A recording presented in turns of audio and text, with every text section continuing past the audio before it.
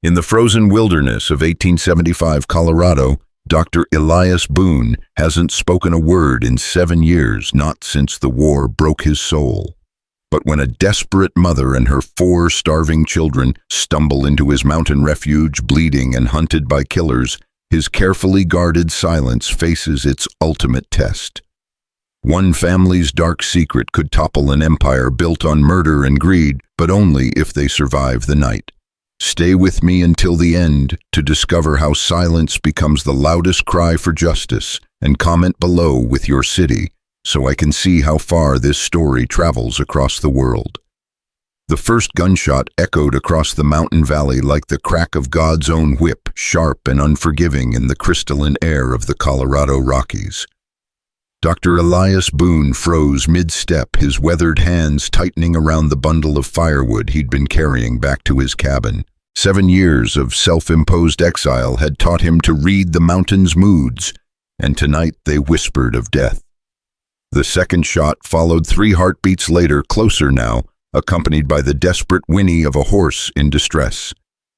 Elias dropped the wood, his physician's instincts warring with the hermit's caution that had kept him alive and hidden since 1868. Through the skeletal branches of winter-stripped aspens, he caught sight of movement, a dark smudge against the pristine snow lurching toward his sanctuary with the irregular gait of something wounded. Not something, someone. The blizzard had been building all day, and now it unleashed its fury with the vindictive pleasure of a scorned woman. Snow whipped sideways, transforming the familiar landscape into a maze of white confusion. Elias pulled his coat tighter and moved toward the disturbance, each step deliberate and silent. Years of living like a ghost had taught him how to become one. What he found made his blood run cold. A wagon lay overturned in a shallow ravine, its contents scattered across the snow like the remnants of a shattered life. One wheel spun lazily in the wind, creaking a mournful tune that mixed with the storm's howl. But it wasn't the broken wagon that stopped Elias's breath. It was the woman stumbling toward him through the snow, 4 small figures clinging to her torn skirts like shipwreck survivors to driftwood. She couldn't have been more than 30, but pain and fear had carved deep lines around her eyes. Blood seeped through her woolen coat from a wound on her left shoulder, and her lips had taken on the blue tinge that Elias recognized as the first kiss of death. Behind her, the children ranged in age from perhaps 4 to 12, their faces pinched with cold and hunger that spoke of days, maybe weeks of running. The woman saw him and stumbled, nearly falling before catching herself against a snow-laden pine. Her eyes pale green, like winter ice fixed on his with desperate intensity. "Please," she whispered, her voice barely audible above the storm. "My children." The words died on her lips as her knees buckled. Elias moved without thinking, muscle memory from his surgeon days, overriding 7 years of practiced isolation. He caught her before she hit the ground, feeling how little she weighed, how her body trembled with exhaustion and cold. The oldest child, a boy with serious dark eyes that belonged on a man 3 times his age, stepped forward protectively. "Don't you hurt her, mister," he said, his voice cracking with the effort to sound brave. "We got nothing worth taking." Elias looked down at the woman in his arms, then at the 4 young faces staring at him, with expressions that mixed hope and terror in equal measure. A girl of perhaps 8 clutched a rag doll to her chest, while twins who couldn't have been more than 6 huddled together for warmth. All of them bore the marks of hard travel and harder times, torn clothes, hollowed cheeks, eyes that had seen too much. In the distance, another gunshot echoed, followed by the sound of horses and shouting voices. The pursuers were getting closer. The woman's eyes fluttered open, focusing on his face with effort. "Are you?" she began, then stopped studying his features. "Are you here to hurt us too?" The question hit Elias like a physical blow.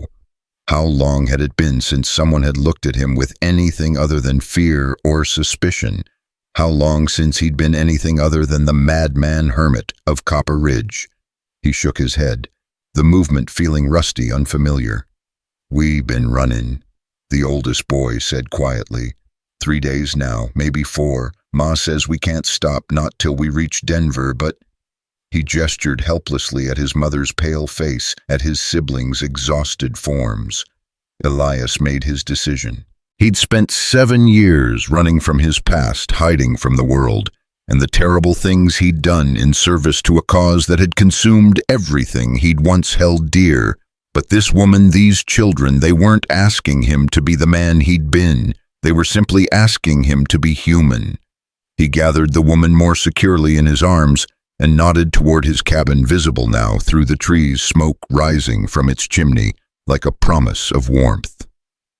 The children followed without question, the boy taking the hands of the twins, while the girl with the doll brought up the rear. They made it perhaps 50 yards before the riders appeared, 5 of them, dark shapes materializing from the swirling snow like demons from a fever dream. Their leader was a mountain of a man with a beard black as coal and eyes that promised violence. He rode slightly ahead of the others, his horse dancing nervously beneath him as he scanned the forest. "There," one of the riders shouted, pointing toward Elias and his charges. "The woman and the children." The black-bearded man's face split into a grin that held no warmth. "Well, well, Clara Hollander, you've led us quite a chase, darling." The woman Clara stirred in Elias's arms, her eyes widening with renewed terror. "Jackson," she breathed. "No. How did you—" "Find you." Jackson spurred his horse closer, the animal's hooves throwing up sprays of snow. "Your husband was always too clever for his own good, Clara, but even Daniel couldn't hide forever. Just like you can't." The oldest boy stepped forward, positioning himself between his mother and the riders. "Leave us alone," he shouted, his voice high and desperate. "We ain't done nothing." Jackson's laugh was like the sound of bones breaking. "Oh, but you have, little man. Your mama has something that belongs to Mr. Maxwell, and he wants it back." Elias felt Clara's grip tighten on his coat. She turned her face up to his, and in her eyes he saw a desperation that went beyond physical fear. This was the terror of a mother who knew her children's lives hung by a thread. "The doll," she whispered so quietly only he could hear. "Sarah's doll. Don't let them. Please." The little girl with the rag doll pressed closer to Elias's legs, her grip on the toy so tight her knuckles had gone white. Whatever secret Clara was protecting it was hidden within that innocent-looking plaything. Jackson had heard enough. He drew his pistol with lazy confidence, the barrel finding its way toward the boy's chest. "Now, Mrs. Hollander, we can do this easy, or we can do this hard. Hand over what you took from the mine office, and maybe, just maybe, I'll let your children live long enough to watch what we do to you." The words unlocked something in Elias that had been sealed away for 7 years. The rage came first hot and pure, followed by something colder and more dangerous. The calculating fury of a man who had seen too much death and refused to witness more. He had not spoken in 7 years, had not raised his voice in anger or joy or sorrow since that terrible day in 1868, when he'd lost everything that mattered. But as Jackson's finger tightened on the trigger, as the 4 children pressed closer to him with trust that felt like redemption itself, Elias Boon found his voice. "No." The word came out as barely more than a whisper, rough from disuse, but it carried across the clearing with the force of an avalanche. Jackson's horse shied at the sound, sensing something dangerous in the air. "What did you say, old man?" Jackson's eyes narrowed as he took in Elias's appearance, the wild gray hair, the patched clothes, the gaunt frame of a man who lived on the edges of civilization. Elias carefully lowered Clara to the ground, making sure she could stand before turning to face the riders fully. His hands hung loose at his sides, but there was something in his posture that made the horses nervous, something that spoke of violence held barely in check. "I said no." His voice was stronger now, each word carved from stone. "You'll not harm these children." Jackson threw back his head and laughed, the sound echoing off the mountain walls. Look at this, boys, the crazy hermit thinks he's a hero. He gestured to his companions, 4 hard-faced men with the look of professional killers. You know who this is. This is the ghost of Copper Ridge, Mad Elias Boon, the doc who lost his mind in the war. One of the other riders, a thin man with cruel eyes, spat into the snow. I heard he cut up his own patients. Army docs, they go crazy sometimes seeing all that blood. Enough. Elias took a step forward, and something in his movement made Jackson's horse dance backward. Take your men and ride away. These people are under my protection. Your protection? Jackson's amusement faded, replaced by cold calculation. Old man, you don't know who you're dealing with. I ride for Ezra Maxwell. I'm Jackson Morse, and I've killed more men than you've probably saved. You really want to die for strangers? Clara struggled to stand straighter, her hand finding the boy's shoulder for support. Please, she said, her voice gaining strength, take me if you must, but let the children go. They're innocent in this. Innocent. Jackson's voice dripped with mock sympathy. Your husband stole from Mr. Maxwell. That makes your whole family thieves, and we all know what happens to thieves. The little girl with the doll began to cry, great silent tears that froze on her cheeks almost as soon as they fell. Elias felt something crack inside his chest, a wall he'd built to keep the world at bay, crumbling piece by piece. Sarah, Clara whispered to her daughter, remember what Mama told you about being brave. The girl nodded, clutching the doll tighter. Keep her safe, she whispered back. Keep the secret safe. Jackson heard the exchange and his eyes sharpened. The doll, I should have known. He dismounted with practiced ease, his boots crunching in the snow. Hand it over, little girl, and maybe Uncle Jackson won't have to hurt anyone. No. The boy, Clara's eldest, stepped between Jackson and his sister. You leave her alone. Jackson backhanded the boy with casual cruelty, sending him sprawling into the snow. The sound of the blow echoed like another gunshot, and Elias felt the last of his carefully constructed walls collapse. 7 years of silence. 7 years of hiding from what he'd been, what he'd done, what he'd lost. 7 years of convincing himself that the world was better off without Dr. Elias Boon and his capable hands, his healing touch, his willingness to fight for what was right. But these children, this family, they weren't asking for a doctor or a soldier or a man who could save the world. They were asking for someone who would simply stand between them and the darkness. Elias moved. He covered the distance between himself and Jackson in 3 swift strides, his body remembering reflexes that surgery and war had honed to a razor's edge. Jackson, caught off guard by the hermit's sudden transformation, barely had time to raise his pistol before Elias's hand clamped down on his wrist. The crack of breaking bone was audible even over the wind. Jackson screamed, his gun falling into the snow as Elias twisted his arm with surgical precision. The other riders reached for their weapons, but the hermit had positioned himself so that Jackson's body shielded him from their line of fire. You want to know what happened to my patients? Elias spoke quietly, his voice carrying the weight of old ghosts. I saved them, everyone I could, even when it meant cutting through enemy lines, even when it meant operating by candlelight while the camp burned around us. His grip tightened and Jackson gasped. But I also learned how to kill, quickly, quietly, efficiently. The thin rider had worked his way around for a clear shot, his pistol trained on Elias's head. Let him go crazy, man, or I'll paint these trees with your brains. Clara's voice cut through the tension like a blade. Webb Blackwood, I should have known Jackson would bring rats to do his dirty work. The thin man's face twisted with anger. Shut your mouth, woman. You cost me a brother with your husband's meddling. Your brother cost himself when he decided to murder innocent people for Ezra Maxwell's gold. Clara shot back, her voice gaining strength with each word. Daniel was documenting the truth about what you've been doing to the Ute families in the high country. All those accidental deaths, all those claims jumping. Enough.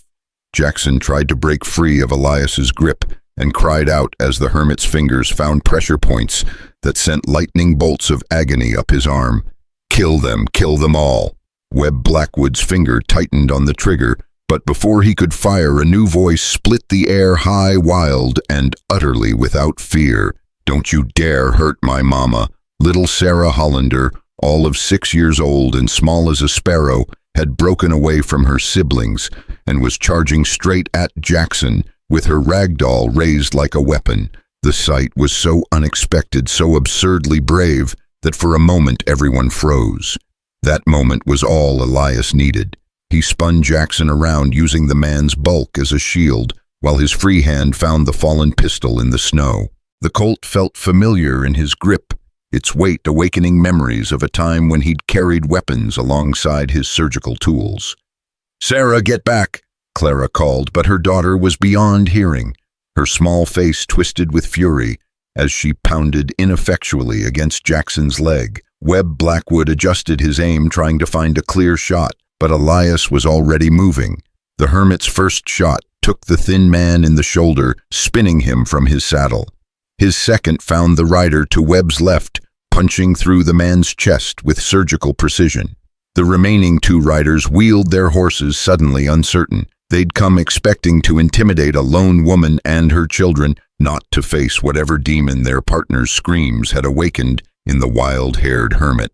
"Fall back," one of them shouted. "Fall back and regroup." But Jackson, even wounded and captured, wasn't finished. With his good hand, he drew a hidden knife from his boot, the blade singing as it cleared leather. His target wasn't Elias, it was the little girl still clinging to his leg. Time slowed to a crawl. Elias saw the knife descending, saw Sarah's upturned face, saw death reaching for innocence with cold steel fingers. His body moved without conscious thought, releasing Jackson and diving forward to cover the child with his own frame. The blade meant for Sarah's heart buried itself between Elias's shoulder blades. Pain exploded through his body, white-hot and absolute, but he felt something else too, something he hadn't experienced in 7 years. Purpose. The knowledge that his sacrifice meant something, that his pain had saved a life instead of ending one. He rolled, pulling Sarah beneath him as Jackson raised the knife for another strike, but the big man had forgotten about Clara, and frontier women learned early to be resourceful. The rock she brought down on Jackson's skull with both hands was the size of a dinner plate, and the sound it made connecting with bone was like a ripe melon dropped from a great height. Jackson crumpled unconscious before he hit the snow. The remaining riders had seen enough. They spurred their horses hard, disappearing into the blizzard like the cowards they'd always been, beneath their swagger and guns. Only Webb Blackwood remained groaning in the snow as he tried to staunch the bleeding from his shoulder. Elias struggled to his feet, one hand pressed to the wound in his back. The knife had missed anything vital, his surgeon's knowledge told him that much, but he was losing blood fast. Sarah clung to his leg, her doll forgotten in the snow beside Jackson's unconscious form. "Mister," the little girl looked up at him with eyes wide with wonder and gratitude. "You saved me, you really, really saved me." Clara was beside them now, her children gathering around like chicks around a mother hen. The oldest boy picked up Jackson's fallen pistol with the easy familiarity of a child raised on the frontier, keeping it trained on the wounded Webb Blackwood. "Thank you," Clara whispered, her hands already moving to examine Elias's wound with surprising skill. "I don't know who you are, but thank you." Elias looked down at the family he'd somehow acquired, at the trust in their eyes and the hope that had replaced despair. For 7 years he'd believed himself beyond redemption, convinced that the blood on his hands had stained him permanently. But perhaps, just perhaps, redemption wasn't something you earned. Perhaps it was something you chose, one moment of courage at a time. "Elias," he said quietly, his voice still rough but growing stronger. "My name is Elias Boon." The storm was getting worse, and they needed shelter before hypothermia claimed them all. But as he looked at Clara's grateful smile, at her children's faces bright with newfound hope, Elias realized that for the first time in 7 years, He wasn't running toward his cabin alone. He was leading them home. Webb Blackwood groaned and tried to sit up, his face twisted with pain and rage. "This ain't over," he snarled, his voice weak but venomous. "Maxwell's got 50 men, maybe more. You think you've won something here?" Clara's expression hardened. "We've won the right to keep breathing for another day. Sometimes that's enough." "You don't understand what you're up against," Webb continued, his eyes fixed on the rag doll lying in the snow. "That thing you're protecting, it's bigger than you know. Bigger than Maxwell, bigger than the territorial governor himself. You got no idea how deep this goes." Elias knelt beside the wounded man, his physician's instincts warring with his growing understanding of the danger these people faced. "How many are coming?" he asked quietly. Webb laughed, the sound wet and ugly. "You'll see, Hermit. Oh, you'll see. Should have minded your own business." The oldest boy spoke up, his voice steady despite his youth. "Ma, we need to get moving. Storm's getting worse and they'll be back." Clara nodded, gathering her daughter's doll from the snow and pressing it back into the little girl's arms. Whatever secret was hidden within that innocent toy, men were willing to kill for it, which meant it was valuable enough to die for. Elias made his decision. "My cabin's not far. We can make it if we move now." He looked at Webb Blackwood, calculating. The man was wounded, but not mortally so. Leaving him here would likely mean his death from cold, but taking him along posed its own risks. "Please," Clara said quietly, reading his thoughts. "He's still someone's son." The physician in Elias won out over the pragmatist. He fashioned a rough bandage from strips torn from his own shirt, staunching Webb's bleeding enough to keep him alive. Then he heaved the man over his shoulder with a grunt of effort. "Can you walk?" he asked Clara. She straightened, drawing on reserves of strength that spoke to the iron will that had brought her family this far. "I can walk." Together the strange procession made its way through the deepening storm toward the warm glow of the hermit's cabin. Behind them, Jackson's unconscious form lay slowly disappearing under a blanket of snow, while somewhere in the darkness the sound of approaching hoofbeats grew steadily louder. The hunt was far from over. If anything, it had only just begun. But for the first time in 7 years, Dr. Elias Boon was no longer running from his past. He was walking toward an uncertain future with a family that needed him, carrying the wounded body of an enemy who might yet become an ally, and protecting a secret that could topple an empire. And for the first time since the war had taken everything he'd held dear, that felt like enough. Reessayer TS Part 2. Lưu ý viết 800 từ liên kết liền mạch với các phần trước trong câu chuyện pha hội thoại, tạo thành một câu chuyện liền mạch khi ghép lại. Mỗi phần liền mạch với phần trước, không giới thiệu lại câu chuyện ở đầu phần mới. Liên kết các phần của câu chuyện một cách liền mạch. Sử dụng câu chuyện tiếp giữa các phần. Duy trì chủ đề, tránh ngắt quãng đột ngột, không sử dụng gạch đầu dòng hoặc tiêu đề phụ phong cách kể chuyện Mỹ-Hoa Kỳ giống văn giàu cảm xúc.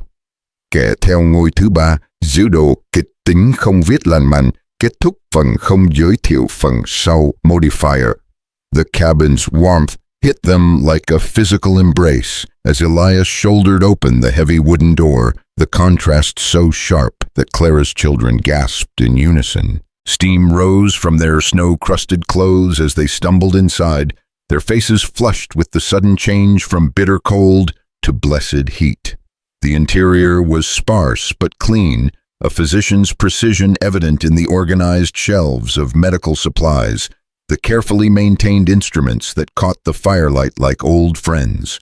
Elias deposited Webb Blackwood's semi-conscious form on a wooden chair near the door, well away from the fire but close enough to prevent him from freezing. The man's face was gray with blood loss and shock, his breathing shallow but steady. A professional assessment told Elias the shoulder wound was serious but not fatal, provided it didn't become infected. "Children, warm yourselves by the fire," Clara instructed, her maternal instincts overriding her own exhaustion. "But slowly, don't shock your systems." The oldest boy, whose name Elias still didn't know, kept Jackson's pistol trained on Webb while his siblings clustered around the stone hearth. The twins, a boy and girl so alike, they could have been mirror images pressed close together, their teeth chattering in harmony. Little Sarah clutched her rag doll tighter, her eyes darting between the wounded stranger and the man who had saved her life. "What's your name, son?" Elias asked the eldest, as he moved to examine Clara's shoulder wound more thoroughly. "Thomas," the boy replied without taking his eyes off Webb. "Thomas Hollander. The twins are Michael and Marie. Sarah you already met." His voice carried the weight of someone who'd been forced to grow up too fast. "My pa taught me to shoot when I was 8. Said a man needs to protect his family." The mention of their father cast a shadow over the room. Clara's face tightened with grief so fresh it still bled, and Elias understood that Daniel Hollander's death was recent enough to feel like an open wound. "Your father sounds like a good man," Elias said quietly, his hands gentle as he examined Clara's injury. The bullet had passed through the fleshy part of her shoulder, painful but not life-threatening. Still, infection was always a concern, especially after days of flight through wilderness conditions. "He was the best man I ever knew," Clara whispered, her voice thick with emotion. "Honest to a fault. That's what got him killed." Webb Blackwood stirred in his chair, consciousness returning slowly. His eyes focused on Clara with undimmed hatred, despite his weakened state. "Your husband was a fool woman, thought he could expose Mr. Maxwell's operations and live to tell about it." Thomas's finger tightened on the trigger. "You shut your mouth about my pa." "Easy, son," Elias cautioned, though he understood the boy's anger. He'd felt the same protective fury when Jackson had threatened the children. "Let him talk. Sometimes enemies reveal more than they intend." Webb laughed bitterly, wincing as the movement aggravated his wound. "You think you know what you're up against? Maxwell owns half the territorial government. The other half he's got compromised or intimidated. Your daddy found out about the mine operations up in Ute territory, but that's just the beginning." Clara moved closer, her green eyes blazing despite her pale complexion. "Tell us about the beginning, then. Tell us why my husband had to die." "Daniel was documenting everything," Webb continued, his voice gaining strength as he talked. "Not just the illegal mining claims, not just the murders of Ute families who wouldn't sell their land. He found out about the railway contracts, the land grants, the political connections that go all the way to Washington." Elias paused in his preparation of medical supplies. As a hermit, he'd isolated himself from the political machinations of the territory, but even he'd heard whispers of corruption in high places. "What kind of connections?" "The kind that make men like Maxwell untouchable," Webb replied. "Senators, federal judges, territorial governors, all of them with their hands in the pot. The railroad's coming through and Maxwell's making sure he owns every acre it crosses. Anyone who gets in the way." He gestured weakly toward Clara and her children. "Well, you've seen what happens." Little Sarah had been listening with the intensity only children could muster, and now she spoke up in her clear, high voice. "That's why Papa hid the papers in my dolly. He said grown-ups wouldn't look for important things in toys." The room fell silent except for the crackle of the fire. Webb's eyes widened as understanding dawned, and Elias felt pieces of a larger puzzle clicking into place. The rag doll wasn't just a child's comfort. It was a repository of evidence that could bring down one of the territory's most powerful men. "Sweet Jesus," Webb breathed. "The documentation is in the doll. Maxwell's been tearing the territory apart looking for those papers." Clara's hand instinctively moved to shield her daughter. "Daniel spent months gathering evidence, names, dates, financial records, witness testimonies, everything needed to prove what Maxwell's been doing to the Ute people and anyone else who stood in his way. Including a list of everyone he's bought off." Thomas added, his young voice hard with knowledge no child should possess. "Pa made me memorize the names in case something happened to the papers." Elias felt the weight of responsibility settling on his shoulders like a lead blanket. These people weren't just refugees from personal violence, they were carrying evidence that could topple a criminal empire, which meant Maxwell would never stop hunting them, never give up until he recovered those documents or silenced everyone who knew about them permanently. "How many men does Maxwell have?" he asked Webb directly. The wounded man considered lying, then seemed to think better of it. 40, maybe 50 gunmen on his regular payroll. More if he puts out word he's hiring. Jackson's his best, but there's others just as mean. The Blackwood brothers, my cousins. They're coming up from Denver with a dozen men. How long before they arrive? Could be tonight if the storm breaks, tomorrow for certain. Webb's eyes held a mixture of fear and calculation. You can't fight them all, hermit. Best thing you can do is hand over the evidence and hope Maxwell's feeling merciful. Clara's laugh was sharp as broken glass. Merciful, like he was merciful to the Ute families he had murdered, like he was merciful to my husband. Your husband should have minded his own business, Webb shot back. Should have taken Maxwell's offer and kept quiet. What offer? Elias was bandaging Webb's shoulder with practiced efficiency, but his attention was focused on the conversation. Clara's face darkened. Maxwell tried to buy Daniel off first, offered him a position as territorial surveyor, good money. All he had to do was forget what he'd seen at the mining camps. Papa said some things can't be bought, Sarah piped up, still clutching her doll. He said doing right was more important than being rich. And look where it got him, Webb muttered. The crack of Thomas's palm against Webb's cheek echoed through the cabin. The boy's face was flushed with anger and grief, his hand trembling as he raised it for another blow. Thomas, no. Clara's voice cut through her son's rage. We're not like them. We don't hurt people who can't defend themselves. But he's talking bad about Pa, Thomas protested, tears starting to track down his cheeks. Your father wouldn't want you to become something you're not, because of anger, Clara said gently. He'd want you to be better than the men who killed him. Elias watched the exchange with growing respect for Clara Hollander. Despite everything she'd endured, the loss of her husband, the flight through hostile territory, the constant threat of death, she was still trying to raise her children with dignity and moral strength. It was a reminder of why he'd become a doctor in the first place, why he'd dedicated his life to healing rather than harming, until the war had changed everything. We need to make plans, he said quietly, drawing their attention back to immediate concerns. If Maxwell's men are coming tomorrow, we need to be ready. Ready for what? Clara asked. You said yourself we can't fight 50 men. No, but we don't have to fight them here. Elias moved to a cabinet and withdrew a detailed map of the surrounding territory. There are places in these mountains where a small group can hold off a larger force. Caves, narrow passes, defensible positions. Webb laughed weakly. You're talking about guerrilla warfare, hermit. That's soldiers' work, not something for a woman and children. This woman has kept her family alive for days while being hunted by professional killers, Elias replied. I think she's proven she's capable of more than you give her credit for. Clara studied the map with the intensity of someone whose life depended on understanding every detail. What about the Ute people? Daniel always said they knew these mountains better than anyone. Most of the local bands were driven off or killed, Webb said with casual cruelty. Maxwell saw to that. Not all of them, Elias contradicted. There's still a group led by a man called Swift Hawk. They've been raiding Maxwell's operations for months, hitting supply trains and mining camps. If we could make contact.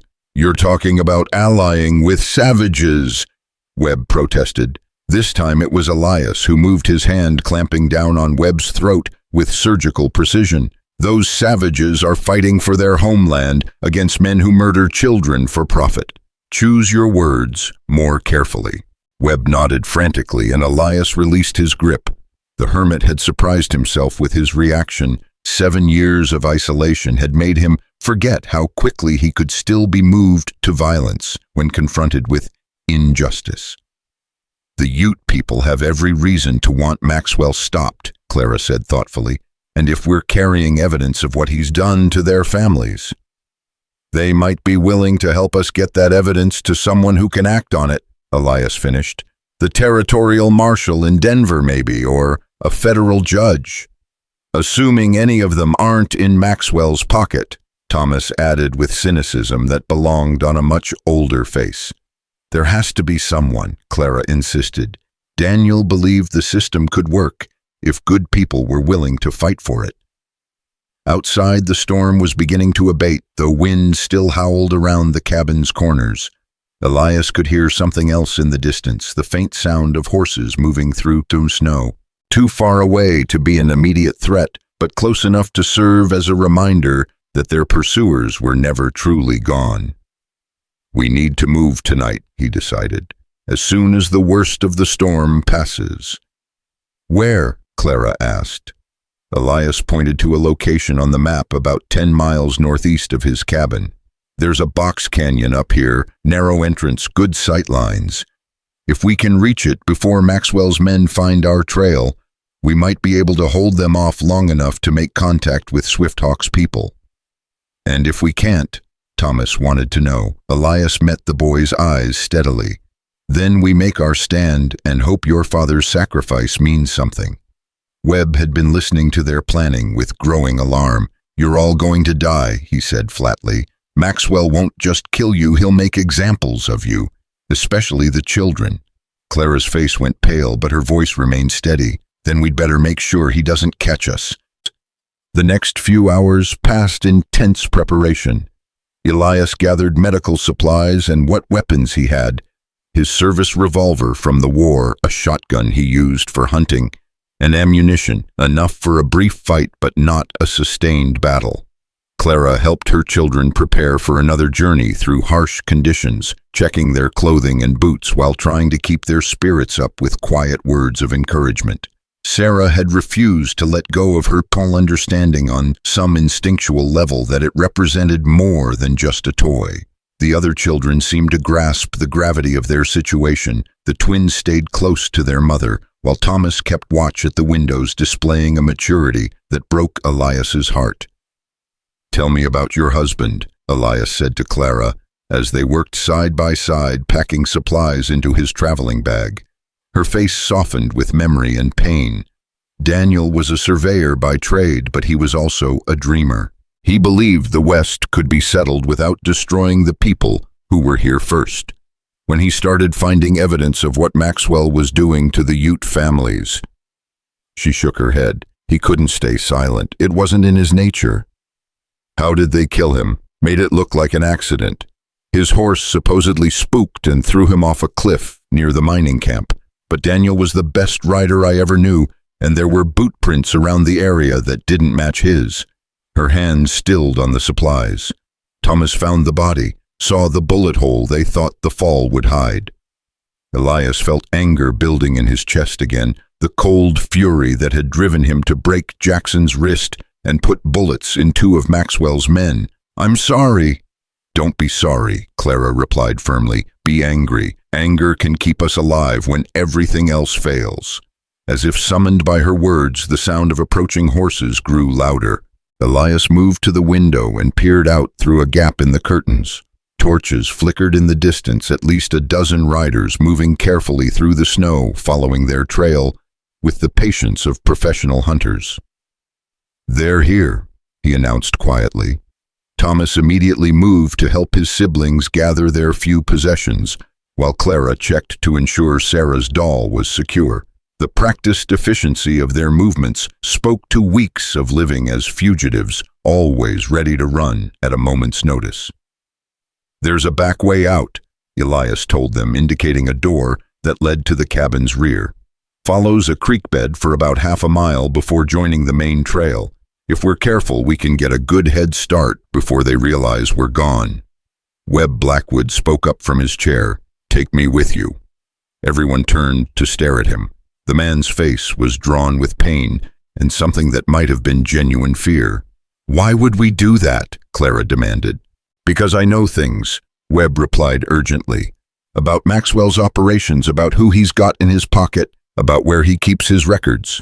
You think that doll contains everything? Maxwell's got a whole office full of documents that could hang him 10 times over.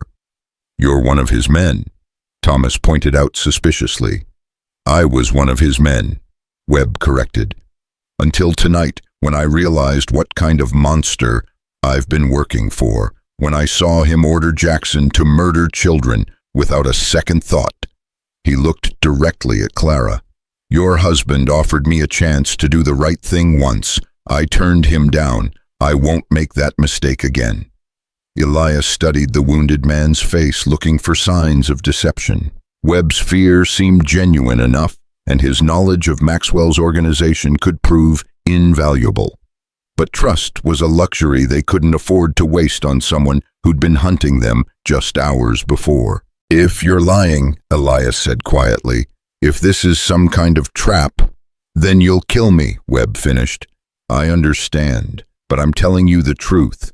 Maxwell's lost control of this situation, and now he's going to burn everything down rather than risk exposure. That includes killing anyone who might have seen those documents, whether they're guilty or not. The sound of horses was getting closer. Time was running out for decision-making. We take him, Clara decided suddenly. But if he betrays us, Thomas gets first shot. The boy nodded grimly, checking the action on Jackson's pistol with movements that spoke of familiarity with firearms. Elias helped Webb to his feet, supporting the wounded man's weight as they moved toward the back door. The hermit's well-ordered life was about to become chaos, but for the first time in 7 years, he felt truly alive. The purpose that had driven him to become a doctor, the sense of fighting for something larger than himself, was awakening from its long slumber. They slipped out into the night just as the first torch appeared in the clearing around Elias's cabin. The storm had passed, leaving behind a crystalline world of pristine snow and bitter cold. Stars wheeled overhead in their ancient patterns, indifferent to the human drama playing out beneath them. Behind them, shouts erupted as Maxwell's men discovered the empty cabin. Ahead lay 10 miles of treacherous mountain terrain and the uncertain prospect of alliance with people who had every reason to distrust any white faces they encountered. But for now, they were free and they were together, and they carried with them the power to bring justice to a man who'd thought himself above the law. As they disappeared into the wilderness following the creek bed toward an uncertain dawn, Clara Hollander's grip tightened on her daughter's hand. The doll that Sarah clutched so tightly might look like nothing more than a child's toy, but it represented something far more powerful, the hope that truth could triumph over corruption, that ordinary people could stand against evil and prevail. Whether that hope would be enough to keep them alive remained to be seen. Réessayer TS Part 3 Lưu ý viết chính cho hầm nên chăm xem từ liên kết liền mạch với các phần trước trong câu chuyện pha hội thoại tạo thành một câu chuyện liền mạch khi ghép lại. Mỗi phần liền mạch với phần trước không giới thiệu lại câu chuyện ở đầu phần mới, liên kết các phần của câu chuyện một cách liền mạch, sử dụng câu chuyện tiếp giữa các phần. Duy trì chủ đề, tránh ngắt quãng, đột ngột không sử dụng gạch đầu dòng hoặc tiêu đề phụ phong cách kể chuyện Mỹ Hoa Kỳ giống văn giàu cảm xúc. Kế theo ngôi thứ 3, giữ độ kịch tính không viết lan man, kết thúc phần không giới thiệu phần sau. Modifier The creek bed proved treacherous. In the darkness, its frozen surface slick beneath a deceptive layer of fresh snow. More than once, one of them stumbled, sending ice crystals cascading into the silence like breaking glass. Each sound made Elias's heart pound harder, knowing that Maxwell's men couldn't be more than a few hundred yards behind them, following their trail with the persistence of wolves tracking wounded prey. Webb Blackwood was slowing them down despite Elias's support. The man's face had taken on a waxy pallor that spoke of significant blood loss, and his breathing came in short, pained gasps that created small clouds in the frigid air. Clara kept her children moving with quiet urgency, little Sarah's legs working double time to match the pace while still clutching her precious doll. "How much farther?" Thomas whispered, his voice barely audible above the soft crunch of their footsteps in the snow. Elias consulted his mental map of the terrain. 3 miles to where this creek joins the main trail, then 7 more to the canyon. He looked at Webb's deteriorating condition. "We need to find shelter soon or we'll be carrying a corpse." "Leave me," Webb gasped, stumbling against a snow-covered boulder. "I'm just slowing you down." "Nobody gets left behind," Clara said firmly, moving to support Webb's other side. "That's not who we are." The irony wasn't lost on any of them, helping the man who'd been hunting them just hours before. But survival in the wilderness had its own morality, and Clara Hollander was clearly a woman who lived by her principles regardless of convenience. They pressed on through the darkness, following the serpentine path of the frozen creek as it wound deeper into the mountains. The terrain grew more rugged with each mile, forcing them to navigate around fallen trees and rocky outcroppings that loomed like sleeping giants in the starlight. Behind them, the sounds of pursuit grew closer. Torches flickered between the trees, casting dancing shadows that made the forest seem alive with menace. Maxwell's men were moving methodically, following their trail with the patience of professional trackers who knew that exhaustion would eventually claim their quarry. There, Elias pointed ahead to where the creek disappeared into a narrow gorge between 2 towering rock walls. "The trail junction is just beyond that cut." As they approached the gorge, a new sound reached their ears, the rhythmic thudding of unshod hooves on packed earth. Someone else was using the main trail, moving toward them through the darkness with the confidence of those who knew these mountains intimately. "Down!" Elias hissed, pulling Webb behind a cluster of boulders while Clara gathered her children into the shadows. The riders emerged from the gorge like phantoms, their forms barely visible against the snow-covered landscape. There were perhaps a dozen of them, moving in single file with the practiced stealth of warriors accustomed to night raids. They wore no uniforms, carried no torches, and made no unnecessary sound as they passed within 20 feet of the hidden fugitives. Ute War Party. Elias felt his pulse quicken. These could be Swifthawk's people, the very allies they desperately needed, or they could be another band entirely one with no love for white settlers and good reason to kill strangers encountered in their territory. The decision was taken from his hands when little Sarah's doll slipped from her numbed fingers and tumbled into the creek with a soft splash that seemed to echo like a gunshot in the stillness. Every rider stopped instantly, weapons appearing in their hands with fluid grace. Their leader, a man whose scarred face spoke of countless battles, held up a hand for silence while his dark eyes scanned the shadows where the fugitives hid. For a long moment, predator and prey faced each other across the frozen landscape, neither side moving, neither side breathing. Then the Ute leader spoke, his voice carrying clearly in the thin air. "White man who hides like a rabbit in the rocks," he said in accented but clear English. "Show yourself." Elias made a decision that could save them all or get them killed. He rose slowly from behind the boulder, hands visible and empty, Webb's unconscious weight making him stagger slightly. "I am Elias Boon," he said formally. "I seek Swifthawk of the Mountain Ute."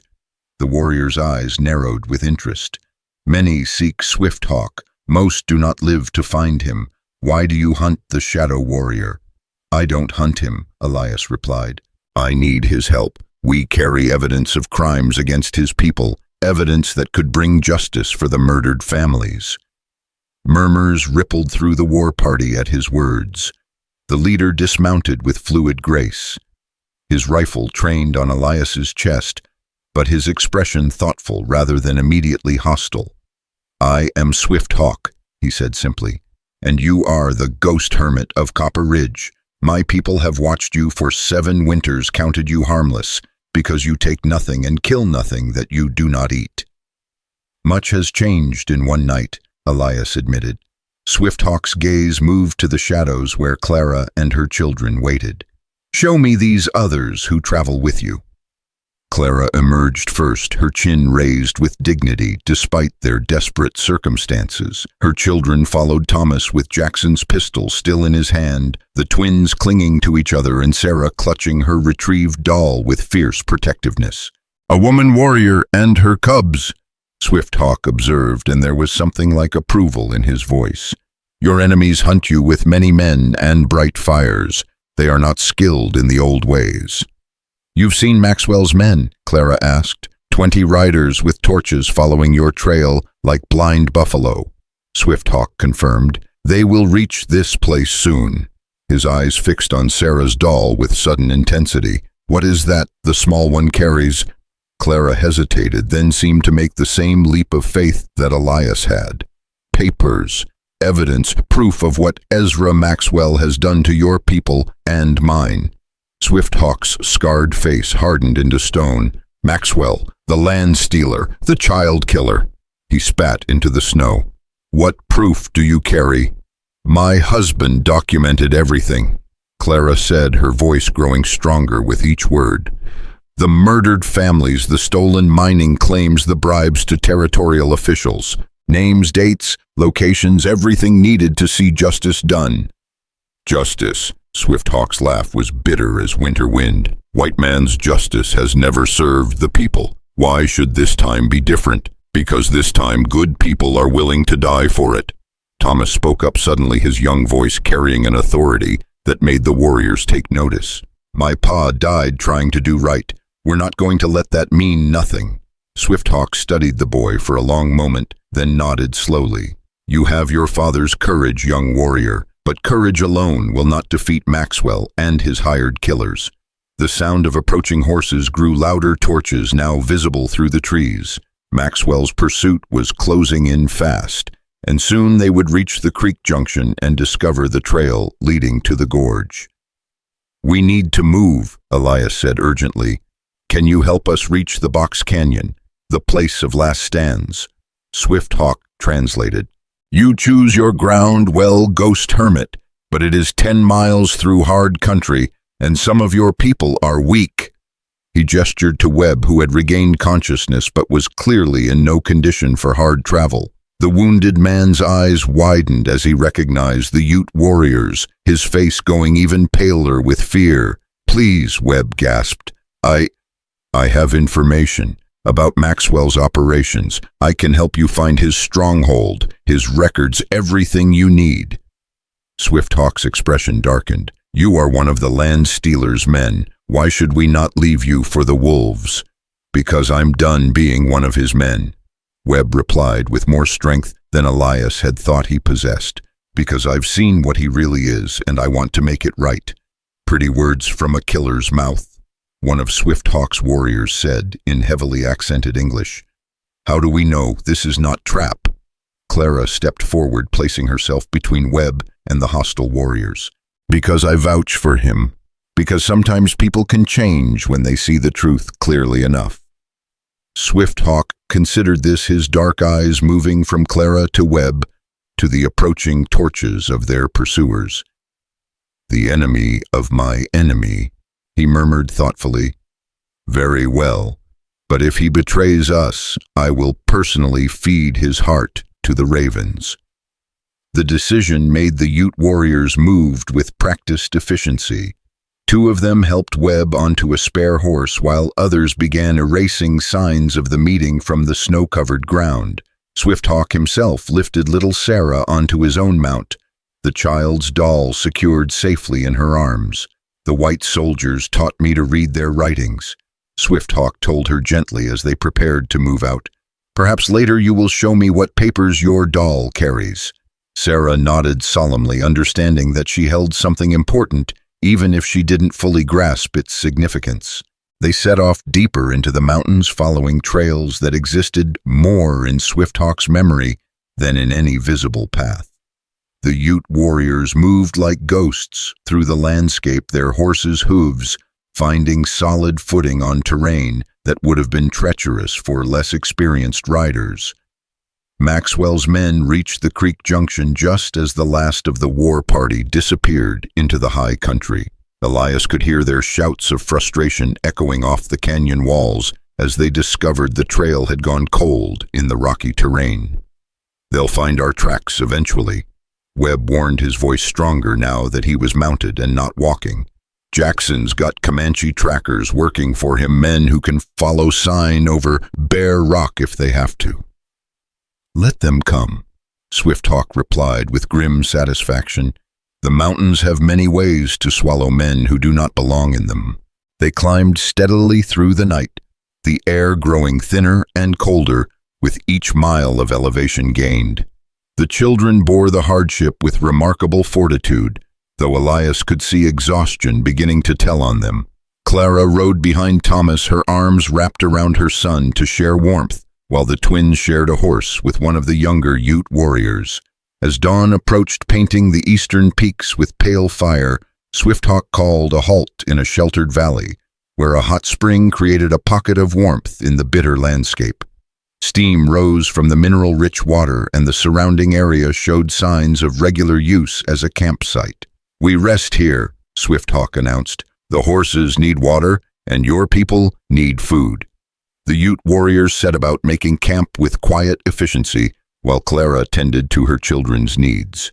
Webb slumped against a boulder, his face gray with exhaustion and pain, but his eyes alert as he watched their surroundings. Elias found himself sitting beside Swifthawk near the hot spring, both men staring out at the trail they'd just traveled. In the growing light, he could see smoke rising from several points in the distance. Maxwell's men were spreading out, trying to cut off all possible escape routes. "Tell me about this evidence you carry," Swifthawk said without preamble. "What exactly did your woman's husband discover?" Elias looked to Clara, who was helping Sarah drink from a cup of heated water. The child's doll sat propped against a rock nearby, looking innocent despite the deadly secrets it contained. "Daniel Hollander was a surveyor," Elias began. "He was mapping the territory for the railroad when he discovered Maxwell's illegal mining operations on Ute land. But it was more than just claim jumping." "Much more," Clara added, joining the conversation. "Daniel found evidence that Maxwell was systematically murdering Ute families who refused to sell their land, then forging documents to make it look like legal sales." Swifthawk's jaw tightened. "The Singing Waters Band, the families at Bear Creek, we thought they had been killed by soldiers. Maxwell's men dressed as cavalry." Webb confirmed, his voice heavy with shame. "I was there for some of it. Jackson said it was necessary for progress, for bringing civilization to the territory." "Civilization," Swifthawk spat. "Is this the civilization that murders children for gold?" "Not all of us," Clara said firmly. "Daniel died trying to stop it. There are others, good people, who would stand up if they knew the truth." "And this truth is hidden in a child's toy." Sarah looked up at the mention of her doll, her young face serious. "Papa said it was the most important hiding place in the world," she said solemnly. "He said bad men would never think to look for grown-up secrets in a little girl's dolly." Swifthawk's expression softened slightly as he looked at the child. "Your father was a wise man, little warrior, but now those secrets must come into the light if justice is to be served." Clara carefully took the doll from her daughter, her fingers finding a hidden seam in the toy's back. With practiced movements, she opened a concealed compartment and withdrew a packet of papers wrapped in oiled cloth. "Everything's here," she said, unfolding the documents with reverent care. "Witness statements from Ute survivors, financial records showing payoffs to territorial officials, maps marking the locations of mass graves, correspondence between Maxwell and his political allies." Swifthawk took the papers with hands that trembled slightly despite his warrior's composure. As he read, his expression grew darker, the scars on his face standing out like white lightning against his bronze skin. "Walking Bear," he whispered, reading one of the witness statements. "My grandfather, they said he died of sickness, but this..." He held up a page covered with Daniel Hollander's careful handwriting. "This says he was shot down while trying to protect his grandchildren." 12 witnesses saw it happen, Clara said quietly, but they were all Ute, so their testimony was dismissed by the territorial court. And this list, Swifthawk continued, his voice growing harder with each name he read. Judges, marshals, even the territorial governor, all taking Maxwell's money. Webb nodded miserably. That's only part of it. Maxwell's got a whole network of corruption reaching back to Washington. Railroad money, mining interests, land speculation. It all flows through his operation. Then how do we stop him? Thomas asked, his young voice carrying the weight of someone who'd already lost everything that mattered. Swifthawk was quiet for a long moment, studying the documents with the intensity of a general planning a crucial battle. Finally, he looked up, his dark eyes holding a spark of something that might have been hope. "There is a way," he said slowly, "but it will require great courage, and some of us may not survive to see justice done." "Tell us," Clara said without hesitation. "Denver," Swifthawk replied. "There is one man in the territorial capital who cannot be bought, Federal Judge Harrison Wells. He was appointed by President Grant himself to investigate territorial corruption. If we can get these documents to him, that's 100 miles through country crawling with Maxwell's men," Webb pointed out. "And even if we make it, how do we know Wells isn't compromised too? Because Maxwell tried to have him killed last month." Swifthawk answered grimly. "The judge survived, but the message was clear. Wells is the one honest official in the territory, and Maxwell knows it." The sound of horses approaching made everyone freeze. But these were not the heavy shod hooves of Maxwell's cavalry-style pursuit. These were unshod ponies moving with the whisper-quiet gait of more Ute warriors. 3 riders emerged from the morning mist, their faces painted for war and their weapons at the ready. Swifthawk rose to greet them, and the exchange of words in the Ute language was too rapid for Elias to follow, but the urgency in their voices was unmistakable. "What is it?" Clara asked as the messengers departed as quickly as they'd come. Swifthawk's expression was grim. "Maxwell's forces are larger than we thought. He's called in men from 3 territories, over 100 gunmen converging on these mountains, and there's worse news." "What could be worse?" Thomas wanted to know. "The railroad has sent federal marshals to assist with capturing the fugitives who allegedly murdered federal employees," Swifthawk explained. "Maxwell has convinced them that you killed government surveyors rather than his hired killers." Clara's face went pale. "He's turned us into federal criminals. Even if we reach Judge Wells, we could be arrested before we can present our evidence." "Then we don't go to Wells," Elias said, suddenly an idea forming in his mind. "We bring Wells to us." Everyone stared at him. "How?" Clara asked. "The same way we've been communicating with Swifthawk's people," Elias replied. "There are ways to get messages through these mountains that don't involve roads or telegraph lines, ways that Maxwell's men don't know about." Swifthawk nodded slowly, understanding dawning in his eyes. "The old trading routes. Messages passed from band to band faster than any horse can travel." "Can you get word to Judge Wells, tell him what we've discovered?" Clara asked. "It is possible," Swifthawk admitted, "but dangerous. Maxwell has spies everywhere, even among my own people. Some have been bought with promises of food and safety for their families." Webb struggled to sit up straighter, his face set with determination despite his wounds. "I know where Maxwell keeps his real records," he said. "Not just copies of the documents your husband found, but the original agreements, the payment receipts, everything. If we could get our hands on those." "Where?" Elias demanded. "Silverstone Mine," Webb replied. "His private office in the deepest part of the complex. He thinks it's the safest place in the territory, surrounded by hundreds of his men, built into solid rock, impossible to assault." "Impossible for an army," Swifthawk corrected with a dangerous smile, "but perhaps not impossible for a small group who know the mountain's secrets." Clara looked around at their small band, a hermit doctor, a widow with 4 children, a wounded turncoat, and a dozen Ute warriors. Against Maxwell's private army and the resources of territorial corruption, they seemed laughably outmatched. But as she watched her children sleeping peacefully beside the hot spring, as she thought of her husband's sacrifice and the evidence that could bring justice for so many murdered innocents. Clara Hollander felt something crystallize inside her chest. Not hope exactly, but something harder and more durable, determination. "Then that's what we do," she said quietly.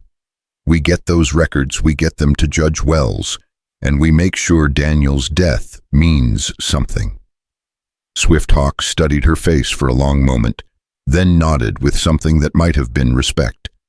"You have the heart of a warrior white woman. Your husband chose well." As the sun climbed higher over the mountain peaks, casting long shadows across the hidden valley, plans began to take shape. Desperate plans born of necessity and seasoned with the kind of courage that comes from having nothing left to lose.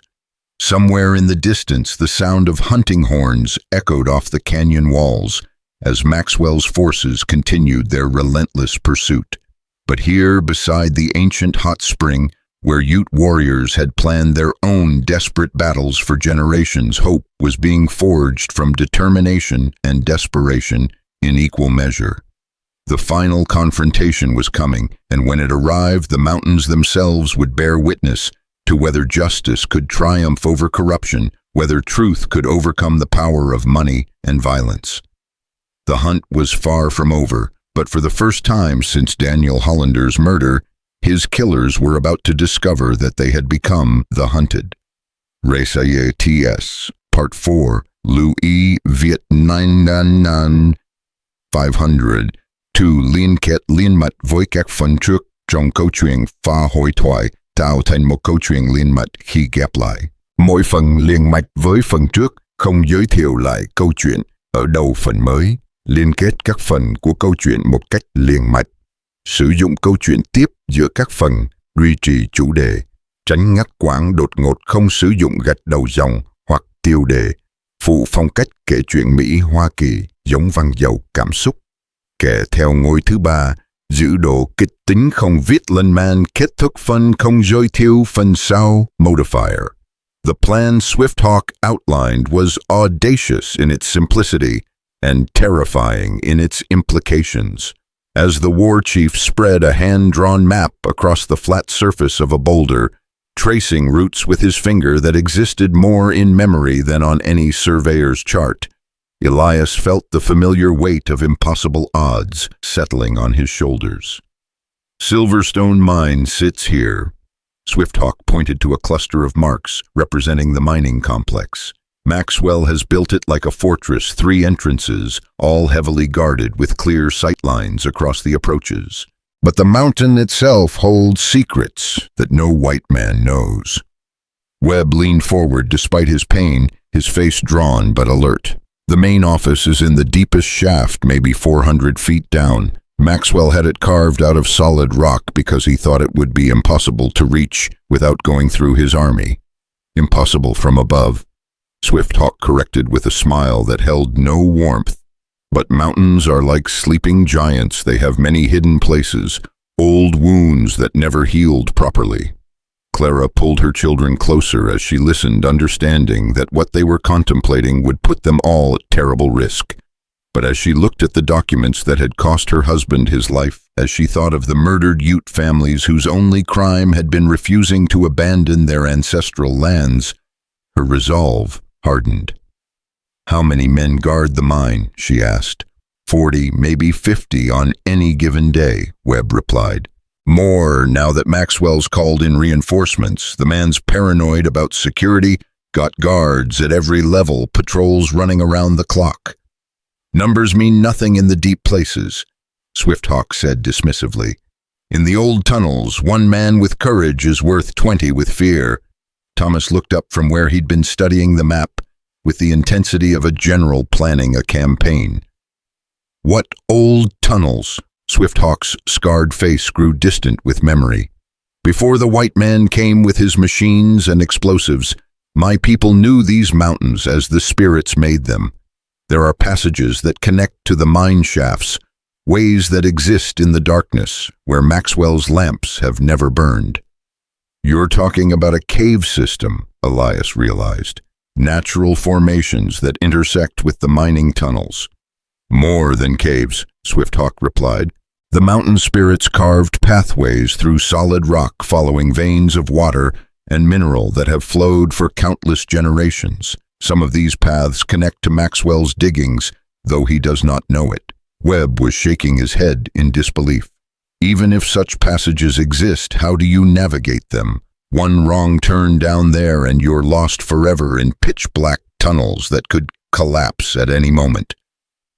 The spirits guide those who ask properly, Swifthawk answered, but then he smiled slightly. And my grandfather's grandfather mapped every passage in these mountains before the first white man ever saw them. The knowledge has been passed down through the generations. Little Sarah had been listening with the intense concentration only children could muster, and now she spoke up in her clear voice. Are there really spirits in the mountains? Swifthawk's expression softened as he looked at the child. The mountains remember everything, little warrior. Every footstep, every prayer, every drop of blood spilled on their slopes. If you listen carefully, they will tell you their secrets. Spirits aside, Elias interjected, bringing the conversation back to practical matters. How many men would this mission require? Few, Swifthawk replied. The passages are narrow, meant for one person at a time. Too many bodies would make noise, create problems if we need to retreat quickly. Clara felt her heart sink as she realized the implication. The children couldn't come. No, Swifthawk agreed gently. This is work for warriors only, but they would be safe here. My people will guard them while we descend into Maxwell's stronghold. The protests came immediately from Thomas, his young voice cracking with emotion. I'm going with you. I've been protecting my family since Pa died, and I'm not stopping now. Son, Clara began, but Thomas cut her off. No, Ma, I've earned the right to see this through. I've bled for it, watched my father die, for it kept us alive when everything looked hopeless. I'm not sitting here playing with babies while you risk your life in those tunnels. Swifthawk studied the boy with measuring eyes. How old are you, young warrior? 13. Thomas replied, lifting his chin defiantly. Old enough to fight. Old enough to die, Swifthawk corrected. But perhaps that is what makes a warrior, knowing the price and choosing to pay it anyway. Elias felt memories stirring echoes of his own youth, when war had demanded that boys become men far too quickly. It's dangerous, Thomas, more dangerous than anything we've faced so far. Everything's been dangerous since they killed Pa, Thomas shot back. At least this way, I'm fighting back instead of just running. Clara's internal struggle was visible on her face, the mother's need to protect warring with her understanding that her son had indeed proven himself worthy of trust. Finally, she nodded slowly. If Swifthawk will have him, he can come, but the twins and Sarah stay here where it's safe.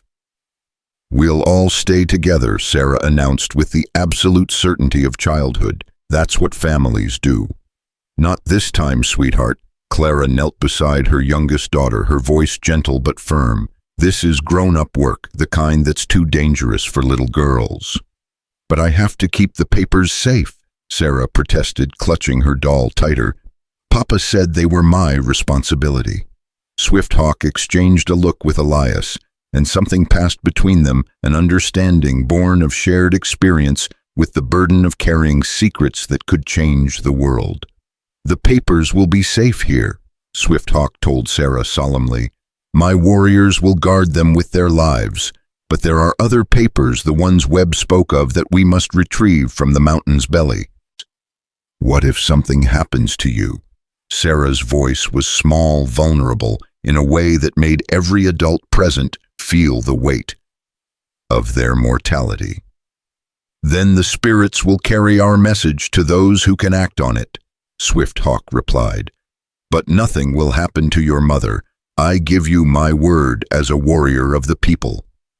The preparation took the rest of the day as Swifthawk's people readied supplies for the dangerous journey into Silverstone Mine. Rope climbing gear, dark clothing, and weapons were gathered and checked with the methodical care of professionals who understood that lives depended on proper equipment.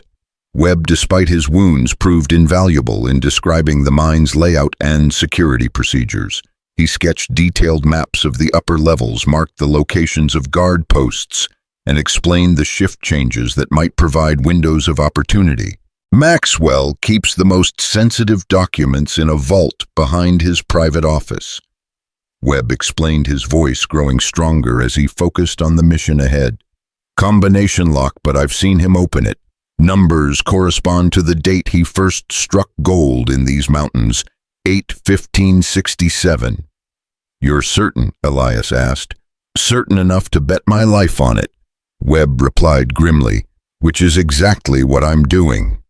As evening approached, bringing with it the cover of darkness they would need for their infiltration, Clara found herself sitting beside the hot spring with her children gathered around her. The twins had fallen asleep against her sides, worn out by the day's tensions, while Sarah sat cross-legged nearby, her doll propped in her lap. Tell me again why Papa had to die, Sarah said quietly, her young face serious in the firelight. Clara chose her words carefully, understanding that her daughter needed truth, but not brutality. Some men believe that power and money are more important than people's lives. Papa believed that all people deserve to be treated fairly and with respect. When those two beliefs come into conflict, sometimes good men have to fight, and sometimes they die, Thomas added, his voice heavy with premature wisdom. Sometimes, Clara agreed, but Papa's death will mean something if we can stop Maxwell from hurting other families the way he hurt ours. Will the mountain spirits really help us? Sarah asked, looking toward where Swifthawk sat with his warriors, their voices low as they spoke in their native language. I think, Clara said slowly, that spirits are what we call the part of good people that never really dies. Papa's spirit is with us because his love for us doesn't end just because his body couldn't keep fighting. And maybe the spirits of all the people Maxwell has hurt will help us find the strength to see justice done. Sarah nodded solemnly, apparently satisfied with this explanation. She hugged her doll tighter and closed her eyes, whispering what might have been a prayer or simply a conversation with her father's memory. Near midnight, the infiltration team made their final preparations. Clara had changed into dark clothing borrowed from Swifthawk's people, her hair bound back and her face darkened with charcoal to reduce visibility. Thomas wore similar garb, and despite Clara's lingering maternal fears, she had to admit he looked every inch the young warrior Swifthawk had called him. Elias checked his medical supplies one last time, knowing that injuries were likely in the dangerous terrain they would face. His old service revolver sat heavy on his hip, and he tried not to think about how long it had been since he'd fired a weapon in anger. Webb was the most changed of all, no longer the broken, defeated man who'd been carried into Elias's cabin, but a fighter ready to make amends for past sins. His shoulder was still weak, but determination had replaced despair in his eyes. Remember, Swifthawk addressed the group as they prepared to leave the hidden valley. We go for the documents only. No unnecessary killing, no unnecessary risks. Get in, retrieve what we need, and get out before Maxwell's forces can respond. What if we're discovered? Thomas asked. Then we fight our way clear, Swifthawk replied without hesitation. But fighting is the last resort. The mountain spirits favor those who use wisdom over those who rely on violence. They set out into the darkness, leaving the children in the care of Swifthawk's most trusted warriors. Clara's heart felt torn in two as she kissed her sleeping twins goodbye and hugged Sarah one final time, but duty called louder than maternal instinct. The journey to Silverstone Mine took them through terrain that seemed designed to test human endurance. They climbed steep ravines where loose rock threatened to send them tumbling into darkness, traversed narrow ledges where one misstep meant death, and followed paths that existed more in Swifthawk's memory than in any visible signs on the mountainside. How do you know where you're going? Elias whispered as they paused at what appeared to be a sheer rock wall.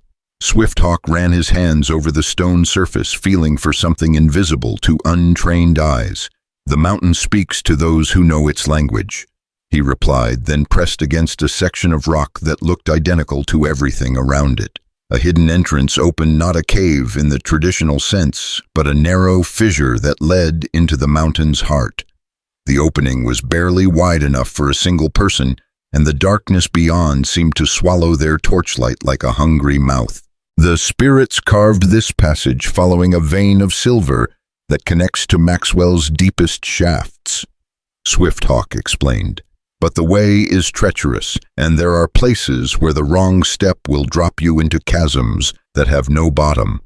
They entered single file, Swifthawk leading, followed by Elias, then Clara, Thomas, and Webb bringing up the rear. The passage was claustrophobic in the extreme, the walls pressing close enough to scrape their shoulders, the ceiling low enough to force them into a perpetual crouch. The air was different inside the mountain, thick with mineral scents, and the weight of ages carrying strange echoes that made every footstep sound like thunder. Their torches created dancing shadows that transformed the tunnel walls into writhing, living things. "Stay close," Swifthawk warned. "The passages branch and twist like a spider's web. Lose sight of the person in front of you, and you could wander in darkness until you die of thirst." They descended steadily, following natural corridors that had been carved by water and time over countless millennia. Occasionally, they passed side passages that disappeared into absolute darkness, and more than once, Clara heard the distant sound of water dripping somewhere far below. "How deep are we going?" she whispered. "Deep enough to reach the bottom of Maxwell's mine," Swifthawk replied. "Maybe deeper. The spirits did not carve these paths for the convenience of men."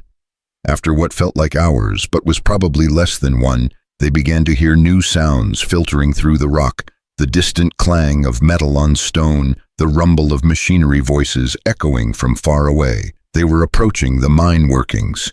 Swifthawk held up a hand for silence, then pressed his ear against the tunnel wall. "Close now," he whispered. "Can you feel the vibrations from their digging?" Indeed, they could all sense it, a rhythmic trembling in the stone beneath their feet, the mountain shivering under the assault of Maxwell's mining operation. Somewhere beyond these walls, men were tearing wealth from the earth with pick and shovel and explosive charge. The natural tunnel began to show signs of intersection with human construction places where Maxwell's miners had broken through into the ancient passages, probably without realizing it. Swifthawk examined each opening carefully, comparing what he saw with the mental map he carried of the mine's layout. There, he finally pointed to a gap in the tunnel wall that had been roughly blocked with loose stones. "That leads to the lower workings, maybe 50 feet above Maxwell's private chambers." They carefully removed the stones, trying to muffle any sound that might alert guards to their presence. Beyond the barrier lay a conventional mine shaft shored up with timber and showing clear signs of recent use. "From here we follow sun-made passages," Swifthawk warned. "Greater danger of discovery, but also clearer navigation.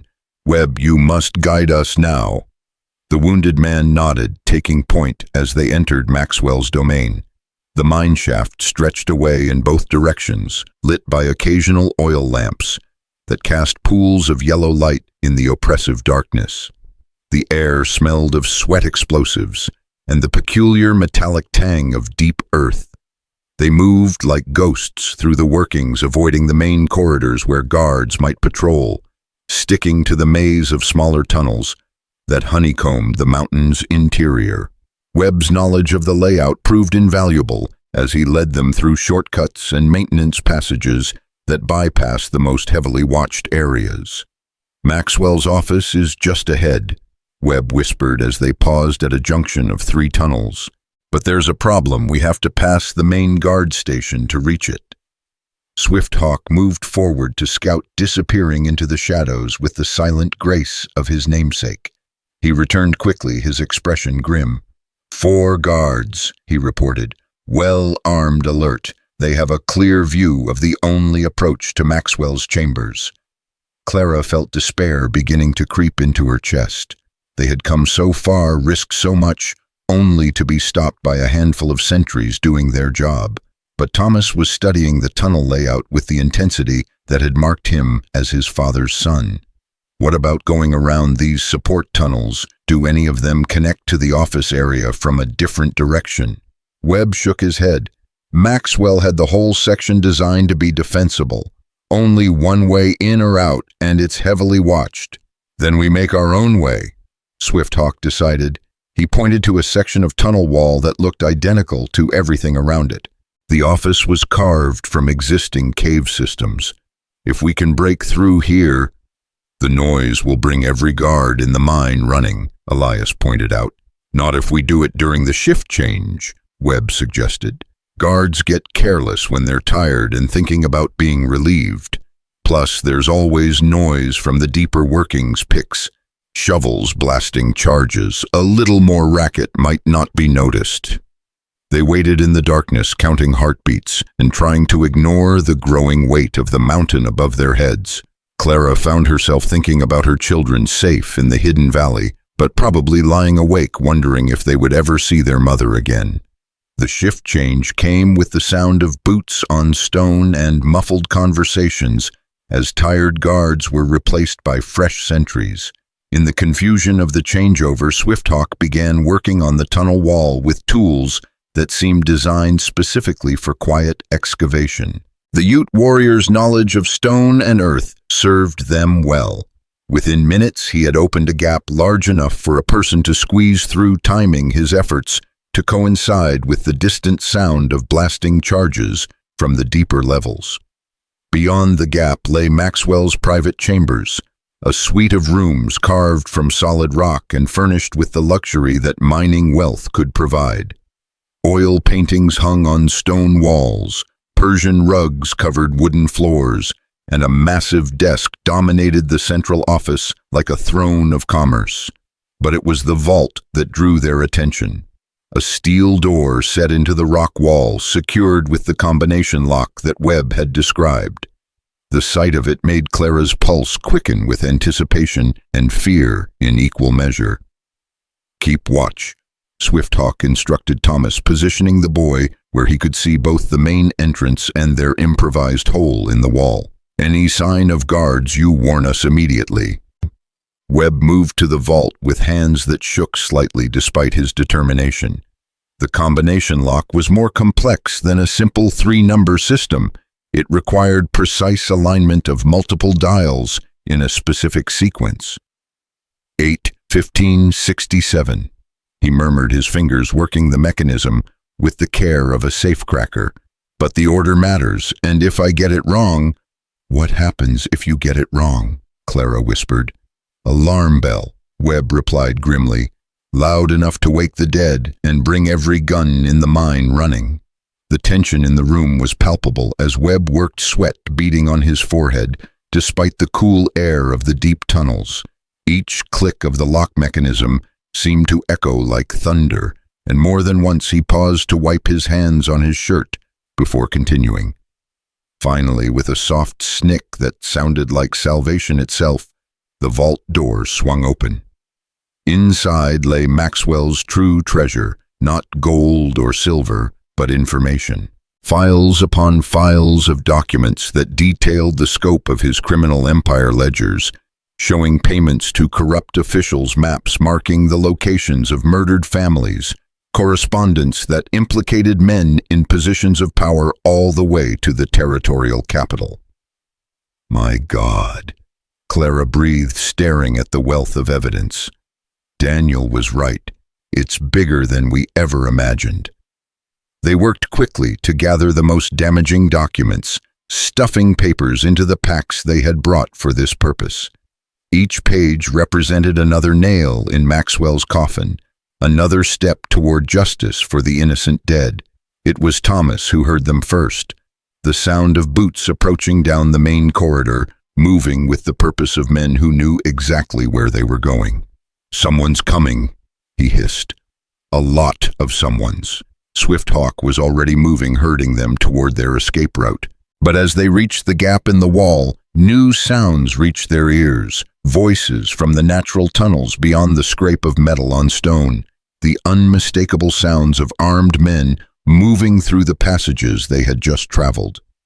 "They've found our trail," Webb realized with growing horror. "We're trapped."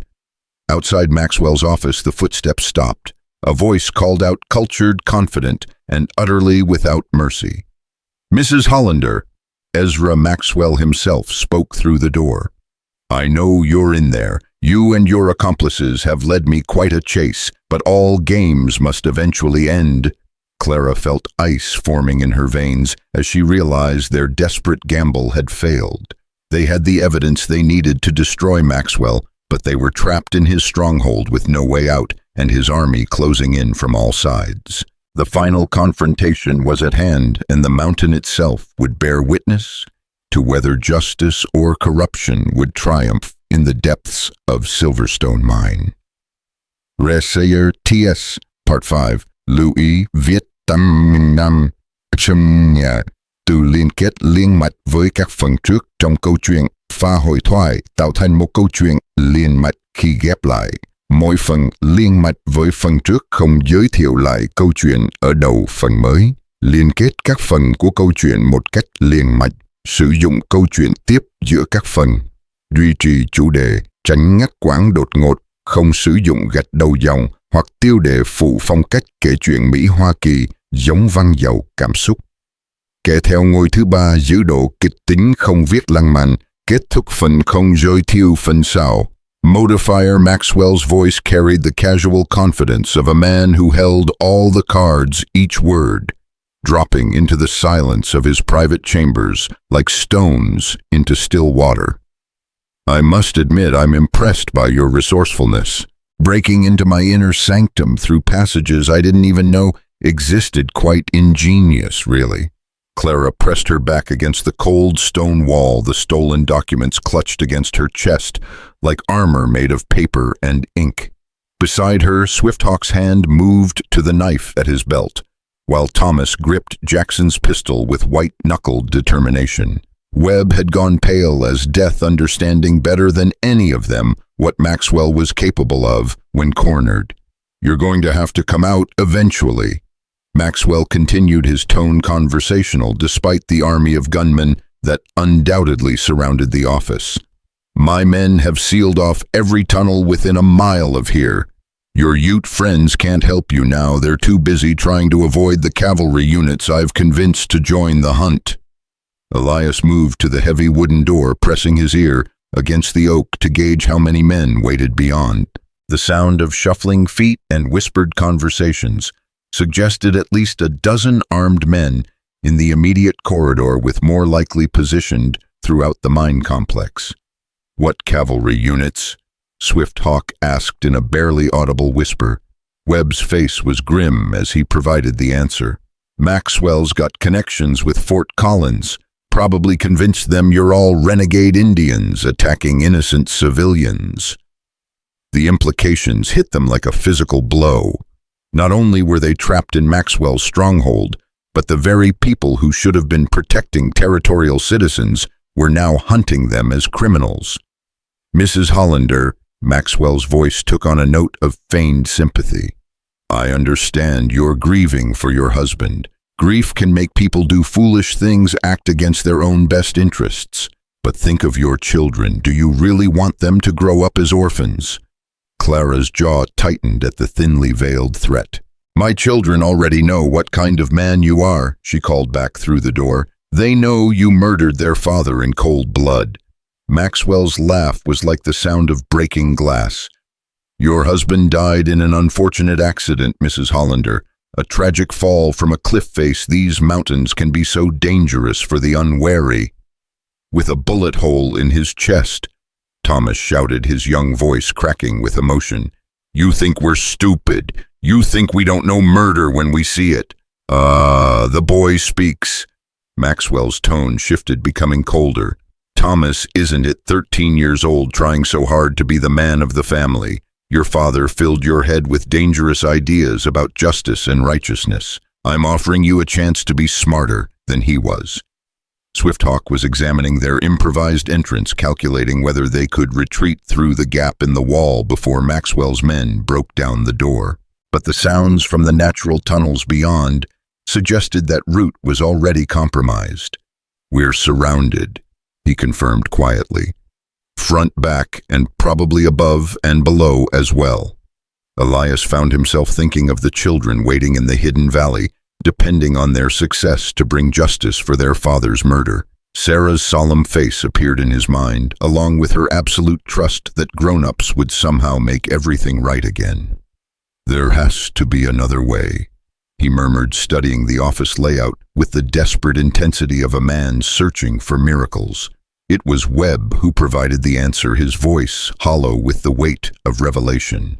"The ventilation shaft," he said, pointing to a grated opening near the ceiling. "Maxwell had it installed to bring fresh air to the deep workings. It connects to the main exhaust system that runs all the way to the surface." Clara looked up at the shaft opening, calculating distances and possibilities. "Could we fit through there?" "Maybe," Webb replied. "But it's a long climb, and if Maxwell's men figure out what we're doing, then we'd better move fast." Swifthawk decided, already pulling rope from his pack. Outside the door, Maxwell's patience was wearing thin. "I'm going to count to 10, Mrs. Hollander. If that door isn't open by the time I reach 0, my men are going to blast it open with dynamite. I'd hate for flying splinters to harm anyone unnecessarily." 1. Maxwell began, his voice echoing with theatrical menace. Swifthawk was already climbing toward the ventilation grate, his movements swift and silent despite the urgency of their situation. The metal covering came away with a soft scraping sound that seemed thunderous in the enclosed space. 2. Clara boosted Thomas toward the shaft, opening the boy's slight frame, allowing him to squeeze through the narrow space with relative ease.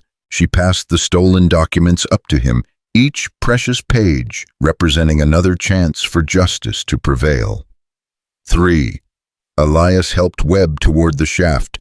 Despite the man's wounded shoulder, the turncoat's face was tight with pain, but determination drove him upward into the darkness of the ventilation system. 4. Swifthawk had disappeared into the shaft, his voice floating back down to guide Clara's ascent. "Move quickly but quietly. The metal will carry sound, and we don't know who might be listening from above." 5. Clara pulled herself into the shaft, her muscles straining against the awkward angle and confined space. Behind her, Elias followed his medical bag, creating additional challenges in the narrow confines. 6. They were crawling through absolute darkness now, feeling their way forward by touch alone. The shaft angled upward at a steep grade, and the metal walls conducted every sound with crystalline clarity. 7. From below came the sound of splintering wood as Maxwell's men began forcing the office door. Their escape had been discovered almost immediately, and shouts of alarm echoed through the mine complex. 8. Swifthawk's voice reached them from somewhere ahead. "Junction coming up.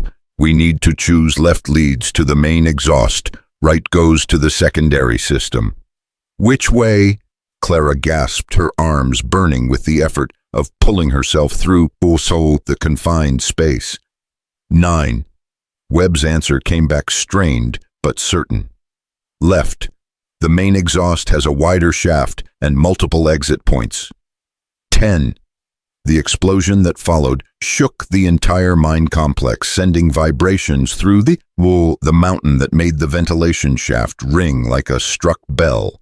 Dust and debris rained down from above as Maxwell's dynamite did its work, obliterating his private office and everything in it. "Move," Swifthawk urged, and they crawled forward with desperate speed through the darkness. Behind them, voices shouted orders as Maxwell's men discovered the hole in the wall and realized their quarry had escaped into the ventilation system. The sound of boots on metal echoed through the shafts as armed men began their own pursuit through the narrow passages. "They're in the vents," someone shouted. "Block all the exits." The shaft began to angle more steeply upward, and Clara could feel her strength flagging as the climbing became more difficult. Thomas, being the smallest and lightest, was making better progress, while Webb struggled with his wounded shoulder and the weight of his own guilt. How much farther? Elias called ahead. Hard to tell, Swifthawk replied. These shafts wind through the mountain like veins in a body, but I can feel air movement. We're getting closer to the surface. The sound of their pursuers grew closer, and Clara realized with growing horror that Maxwell's men were gaining ground. The gunmen were probably younger and stronger, unburdened by wounds, or children driven by the promise of reward for capturing the fugitives. There's light ahead, Thomas called back, his voice tight with exhaustion, but bright with hope. Indeed, a faint glow was visible in the distance, not the yellow flicker of oil lamps, but the gray light of early dawn filtering down from the surface. They were almost free of the mountain's depths.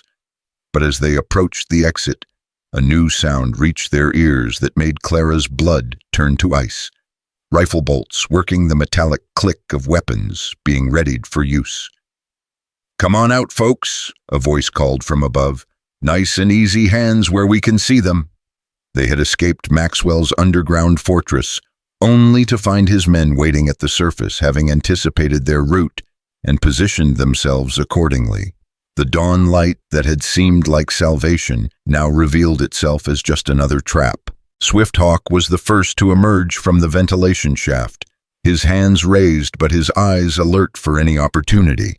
Thomas followed the stolen documents still clutched in his arms, then Clara, Elias, and finally Webb, who could barely pull himself from the shaft opening. They found themselves on a rocky ledge high on the mountainside, with Silverstone Mine spread out below them like a scar across the earth. Perhaps 20 armed men surrounded them, rifles trained on their small group with professional precision. At the center of the gunmen stood Ezra Maxwell himself, a man in his 50s with silver hair and cold eyes that spoke of a lifetime spent accumulating power at any cost. He was impeccably dressed despite the early hour and remote location, his presence commanding even in the wilderness setting. "Mrs. Clara Hollander," Maxwell said with mock courtesy, sketching a slight bow. "We meet at last.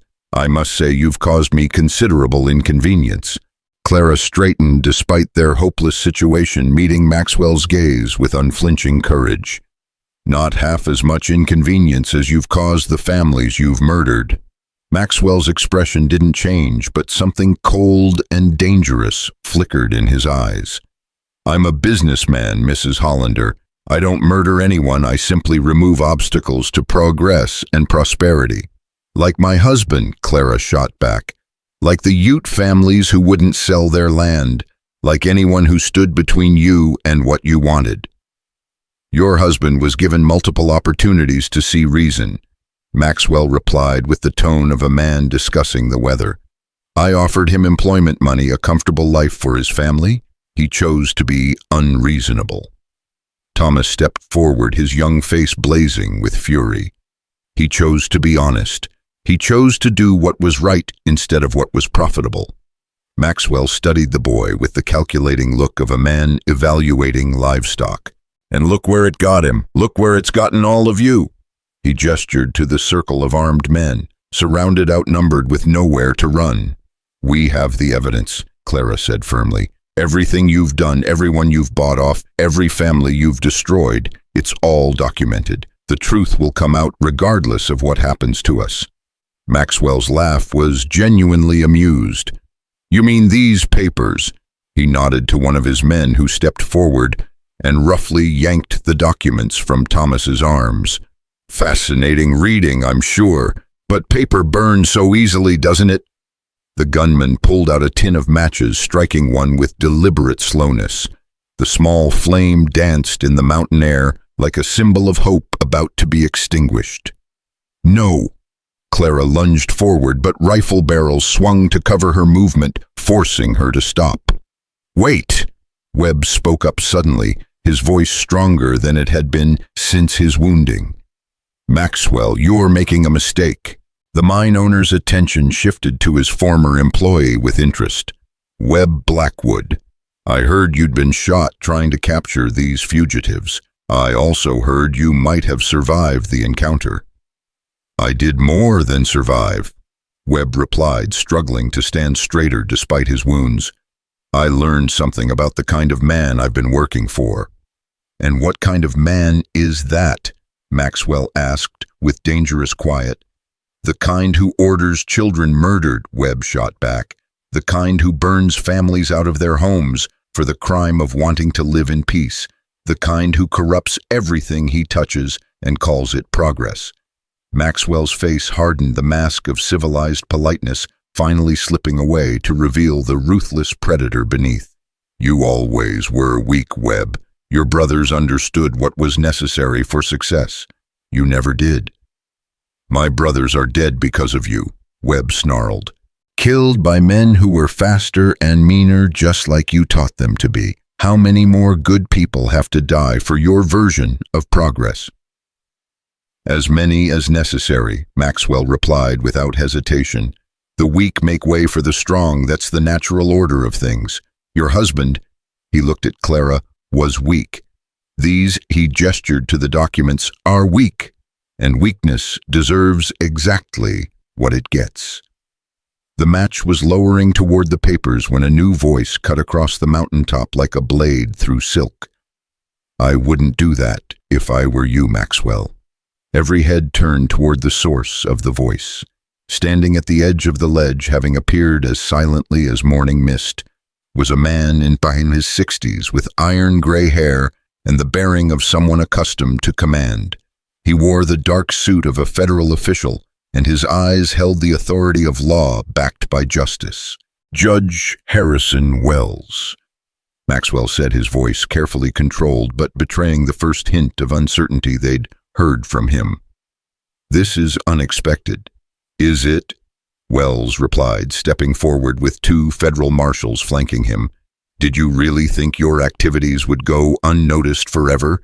Did you believe that money could buy you immunity from every consequence? Clara felt hope blazing in her chest, like a suddenly kindled fire. Judge Wells, the one honest official in the territory, the man they'd hoped to reach with their evidence. Somehow, impossibly, he had found them. I'm afraid there's been some confusion, Your Honor, Maxwell said, his politician's smile sliding back into place. These people are fugitives, murderers who killed federal employees and have been terrorizing the territory for weeks. The only confusion here, Wells replied with cutting precision, is your belief that I would accept such obvious lies. I've been investigating your operations for months, Maxwell. The only thing I lacked was sufficient evidence to move against you. His gaze moved to the documents in the gunman's hands. Evidence which I believe you're about to destroy. Maxwell's composure cracked slightly, revealing the desperate man beneath the facade of control.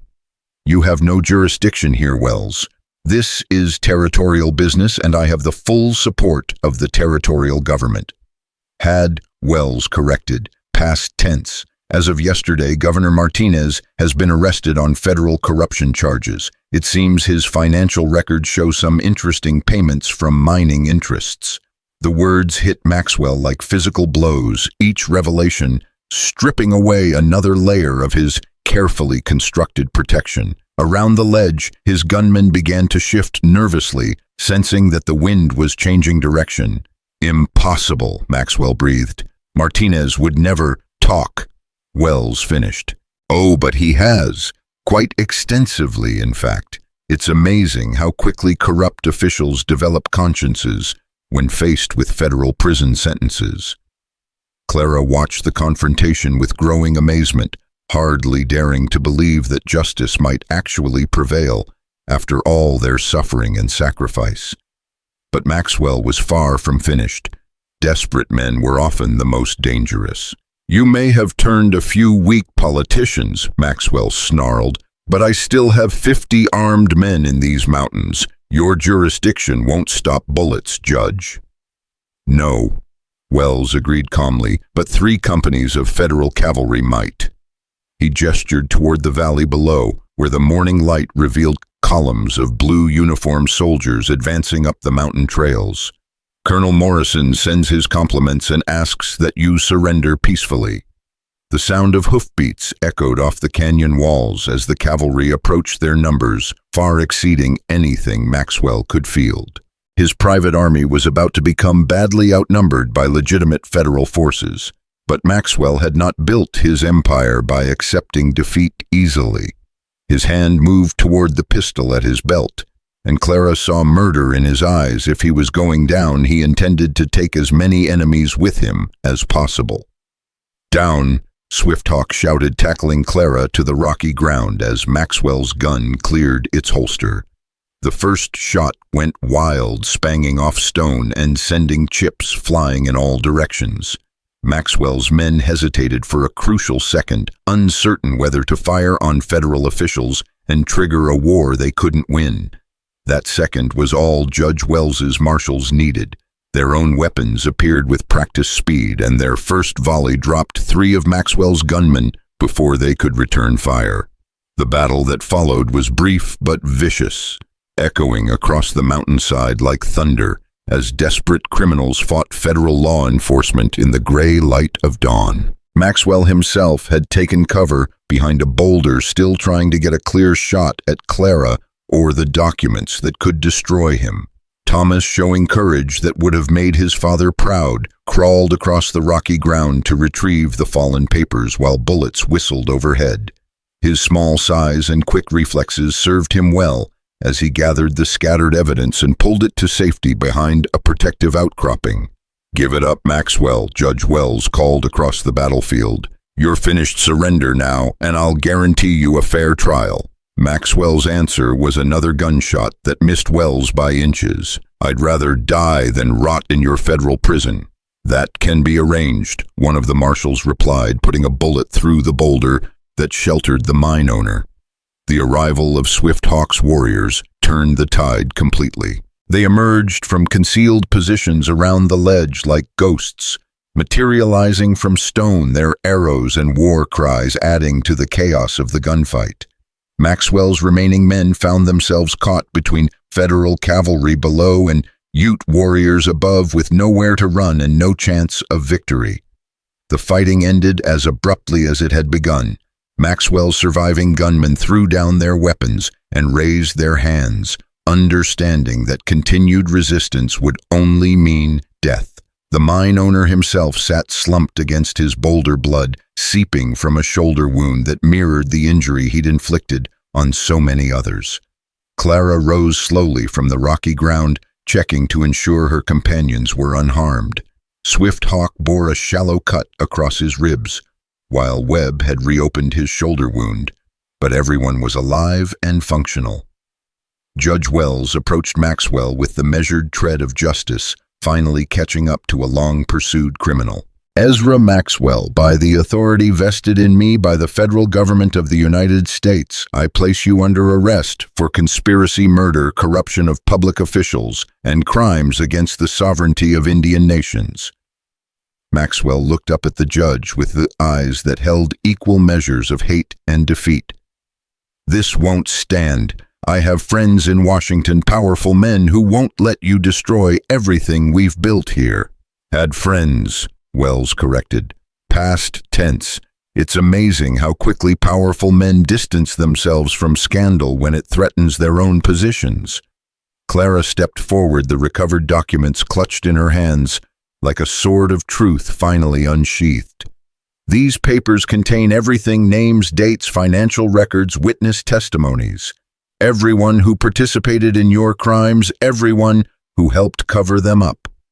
Wells accepted the documents with the reverence due to evidence that had cost so much blood to obtain. "Mrs. Hollander, your husband's sacrifice will not be forgotten.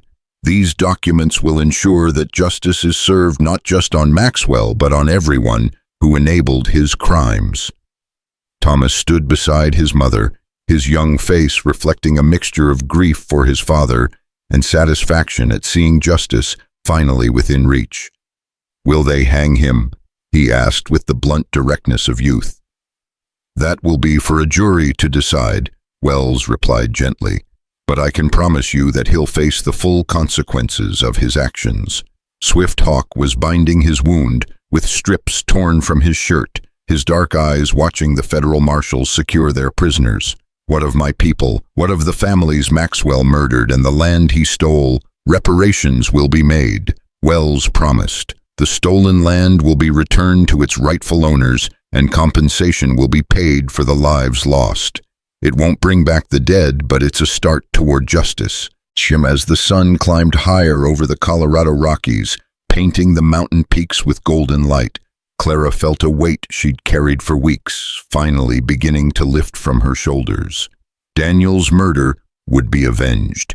Maxwell's crimes would be punished, and the corruption that had poisoned the territory would be exposed to the cleansing light of justice. But as she looked around at the faces of those who had helped make this victory possible, Swift Hawk and his warriors, Elias with his quiet courage, even Webb with his hard-won redemption, Clara realized that the most important victory was not the defeat of evil, but the triumph of good people willing to stand together against injustice. The mountain winds carried the sound of approaching cavalry as Colonel Morrison's forces arrived to secure the scene and transport the prisoners to Denver for trial. But for Clara Hollander and her children, for Swift Hawk and his people, for everyone who had suffered under Maxwell's reign of greed and violence, this dawn marked not just the end of their long nightmare, but the beginning of hope for a future built on truth instead of corruption. As Judge Wells carefully folded the precious documents that would serve as the foundation for dozens of prosecutions, Clara found herself thinking of Sarah's simple faith that grown-ups would somehow make everything right again. Perhaps she thought with the first genuine smile she'd worn in weeks, sometimes children were wiser than the adults who sought to protect them. Justice had come to the Colorado Territory, at last carried on the courage of ordinary people who refused to let evil triumph.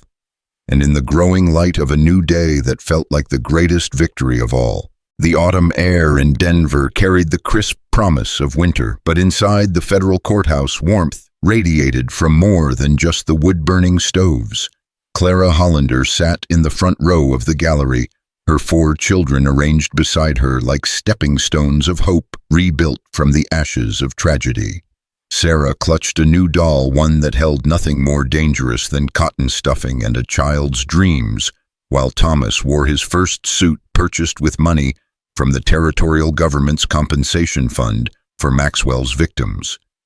Judge Harrison Wells presided over the proceedings with the dignity befitting the most important corruption trial in Colorado Territory's history. The past 6 months had seen a parade of defendants brought before his bench, Maxwell's gunmen, corrupt territorial officials, even 2 federal representatives whose greed had made them willing partners in murder and theft. But today was different. Today was Maxwell himself. The mine owner had aged dramatically during his months in custody.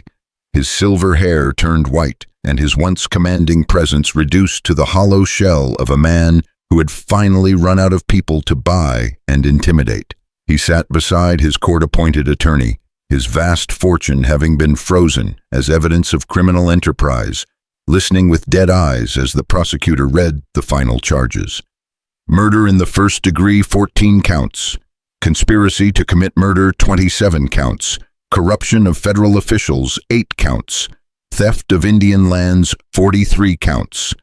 The litany went on each charge, representing lives destroyed and justice long delayed.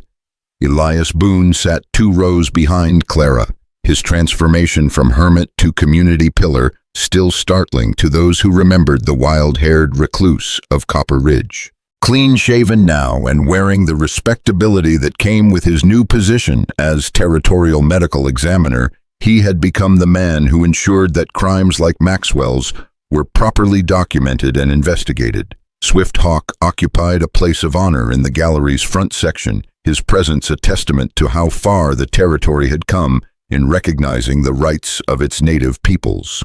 The federal government had not only returned the stolen Ute lands, but had appointed Swift Hawk as the official liaison between his people and the territorial administration, a position that gave him real power to protect his tribe's interests. "Your Honor," the prosecutor continued, The people request that the court impose the maximum penalty allowed under federal law for these heinous crimes. Maxwell's attorney rose on unsteady legs, the weight of defending the indefensible having clearly taken its toll. Your Honor, my client acknowledges the gravity of the charges against him. However, we would ask the court to consider that Mr. Maxwell's actions, while misguided, were motivated by a genuine desire to bring progress and prosperity to the territory. A murmur of outrage rippled through the gallery at this pathetic attempt to justify mass murder as economic development. Clara felt Thomas tense beside her, his young hands clenching into fists that reminded her so much of his father when Daniel had faced injustice. Judge Wells raised his hand for silence, his expression stern as granite. Counselor, I have reviewed the evidence in this case thoroughly. The defendant's actions resulted in the deaths of 41 innocent people, including women and children. His corruption undermined the very foundations of law and order in this territory. I fail to see how such acts could be characterized as anything other than what they are: cold-blooded murder and theft on a massive scale. The judge's gaze moved to Maxwell, who remained slumped in his chair like a broken marionette. Mr. Maxwell, do you have anything to say before I pass sentence?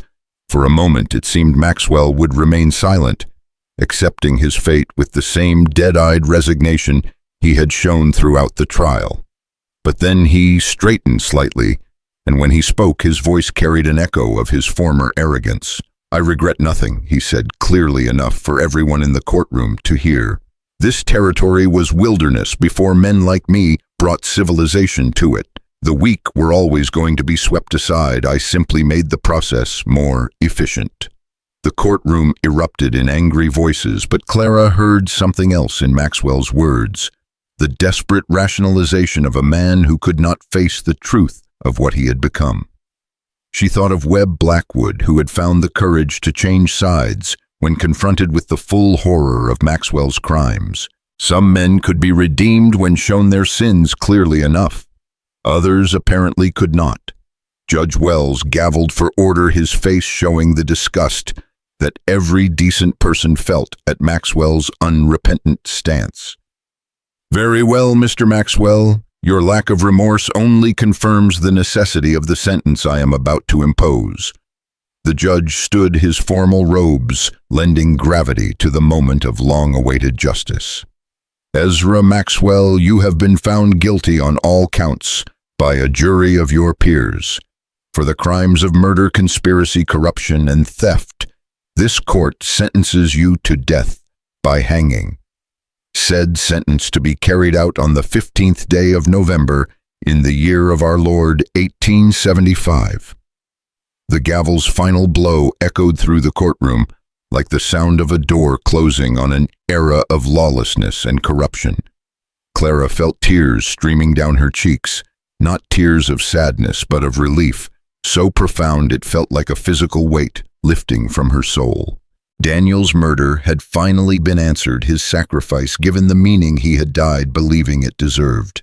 After the courtroom cleared and the formalities were concluded, Clara found herself standing on the courthouse steps with the collection of unlikely allies who had made this day possible. Swift-Hawk's warriors mingled with federal marshals, their former enmity replaced by mutual respect, born of shared struggle against a common enemy. Webb Blackwood, his arms still in a sling, but his conscience finally clear, spoke quietly with Judge Wells about his testimony in the remaining cases against Maxwell's collaborators. It's really over, Thomas said, his voice holding the wonder of someone who had lived with injustice for so long that its defeat seemed almost magical. The trials, yes, Elias agreed, moving to stand beside Clara. But the real work is just beginning. Rebuilding what Maxwell destroyed, healing the wounds he inflicted that will take years. Swift-Hawk nodded, his scarred face thoughtful. My people have a saying, the tree that grows from poisoned ground must sink deeper roots to find clean earth. This territory has been poisoned by corruption, but good people can heal it if they work together. Clara looked around at the faces of those who had become more than allies in their fight for justice. They had become family. The bonds forged in shared danger and common purpose had created something that would endure long after the courtroom drama faded into history. "What will you do now?" she asked Elias suddenly, realizing that their shared mission was ending and they would all return to their separate lives. Elias smiled, the expression transforming his formerly gaunt features into something warm and approachable. "Well, the territorial government has offered me a permanent position. They want to establish a proper medical examiner's office, make sure future crimes are investigated properly." He paused, then continued with something that might have been hope. "But I was thinking, those children of yours will need schooling, and Denver has excellent schools. If you were planning to stay in the territory..." The implication hung in the air between them, like a bridge waiting to be crossed. Clara felt her heart skip slightly as she realized that the hermit who had risked everything to save her family might be offering them something even more precious than rescue, the chance for a future built on affection as well as shared trials. "Ma," Sarah piped up with the clarity of childhood, "does this mean Mr. Elias would live with us like a real papa?" The simplicity of the question cut through all the adult complications and uncertainties, reducing the matter to its essential truth. During their months of hiding and fighting, Elias had indeed become a father figure to her children, protecting them, caring for them, showing them through his actions what it meant to be a man of principle. "Would you like that?" Clara asked her daughter, though she suspected she already knew the answer. "Yes," Sarah replied immediately. "And Thomas likes him too, even though he pretends not to. And the twins think he tells the best stories, and he makes you smile the way Papa used to." Clara looked at Elias, seeing in his eyes the same mixture of hope and vulnerability that she felt in her own heart. They had been through hell together, faced death side by side, and discovered that even in the darkest circumstances, the human capacity for love could not be completely extinguished. "I think," she said carefully, "that might be exactly what this family needs." Swifthawk had been listening to this exchange with the satisfied expression of a man who had witnessed justice restored on multiple levels. "The spirits smile on unions born of shared struggle," he said formally. "Such marriages are blessed with strength to weather any storm." The wedding took place 3 weeks later in the small church where Daniel Hollander's memorial service had been held the year before. It was a simple ceremony attended by an unusual collection of guests: federal judges and Ute warriors, former hermits, and territorial officials' children who had grown up too fast, and adults who had found the courage to change their lives completely. Clara wore a simple dress of blue wool, practical rather than ornate, while Elias had managed to locate a suit that fit his transformed appearance. Thomas served as best man with the solemn dignity of someone who understood. He was helping his mother begin a new chapter of life. The twins scattered flower petals with enthusiastic abandon, and Sarah clutched her new doll while beaming at everyone with insight. Judge Wells performed the ceremony himself, his words carrying the weight of law and the warmth of personal friendship. "Dearly beloved, we are gathered here today to witness the union of two souls who have found each other not in the easy times, but in the crucible of hardship and trial." As Clara and Elias exchanged vows, promising to love and protect each other through whatever challenges the future might bring, she thought of Daniel and the different life they had planned together. There would always be sadness for what had been lost, but there was also gratitude for what had been found, proof that even the darkest chapters of life could lead to new beginnings. The reception was held in the hotel dining room, with Swifthawk's people contributing venison and wild berries to complement the more conventional fare. Stories were told, toasts were raised, and gradually the formal atmosphere gave way to something more like a family reunion. Webb Blackwood approached Clara during the evening, his face bearing the marks of a man who had looked into his own darkness and chosen to step back into the light. "Mrs. Boon," he said with careful formality, "I wanted to thank you. Thank me. Clara was genuinely puzzled. For what? For showing me that it's never too late to choose the right side, I sighed. Webb replied. For proving that redemption is possible, even for someone who's done terrible things.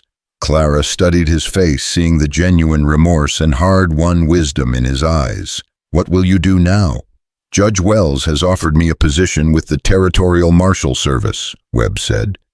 Seems they need someone who understands how corruption works from the inside. It won't undo what I've done, but maybe it can prevent others from making the same mistakes. The conversation was interrupted by the arrival of a telegram messenger, his urgent demeanor cutting through the celebratory atmosphere. Judge Wells read the message quickly, his expression growing grave. What is it? Clara asked, sensing that their moment of peace might be ending. Wells looked up from the telegram, his face reflecting both satisfaction and concern. Maxwell is dead. He hanged himself in his cell rather than face the executioner. The news cast a momentary pall over the gathering. Even for a man who had committed such terrible crimes, suicide seemed a final tragedy in a story that had already contained too much death. Is it truly over then? Thomas asked, his young voice carrying the weight of someone who had seen too much of adult evil. Maxwell's part is over, Wells replied. But his network of corruption spread far beyond one man. We've identified co-conspirators in 3 territories and 2 states. It will take years to root out all the damage he caused. Elias put his arm around Clara's shoulders, drawing her close. But that's work for tomorrow. Tonight is for celebrating what we've accomplished and the future we're building together. Swifthawk raised his cup in a toast, his voice carrying the formal cadence of tribal ceremony. To the fallen who will not be forgotten, to justice finally served, and to the families that endure despite all attempts to break them. The toast was echoed throughout the room, voices joining in recognition of shared struggle and mutual support. As the evening wound down and guests began to depart for their various destinations, Clara found herself standing on the hotel's front porch with her new family gathered around her.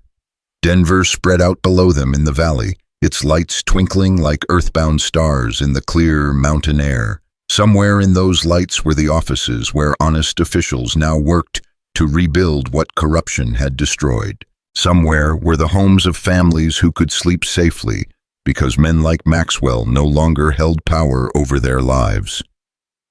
"What are you thinking about, Ma?" Thomas asked, using the title that would never change, regardless of new additions to their family. "I'm thinking about your father," Clara replied honestly, about how proud he would be to see what his sacrifice accomplished, about how he'd approve of the man who's promised to help us build a good life. Sarah yawned and leaned against Elias's leg with the absolute trust of childhood.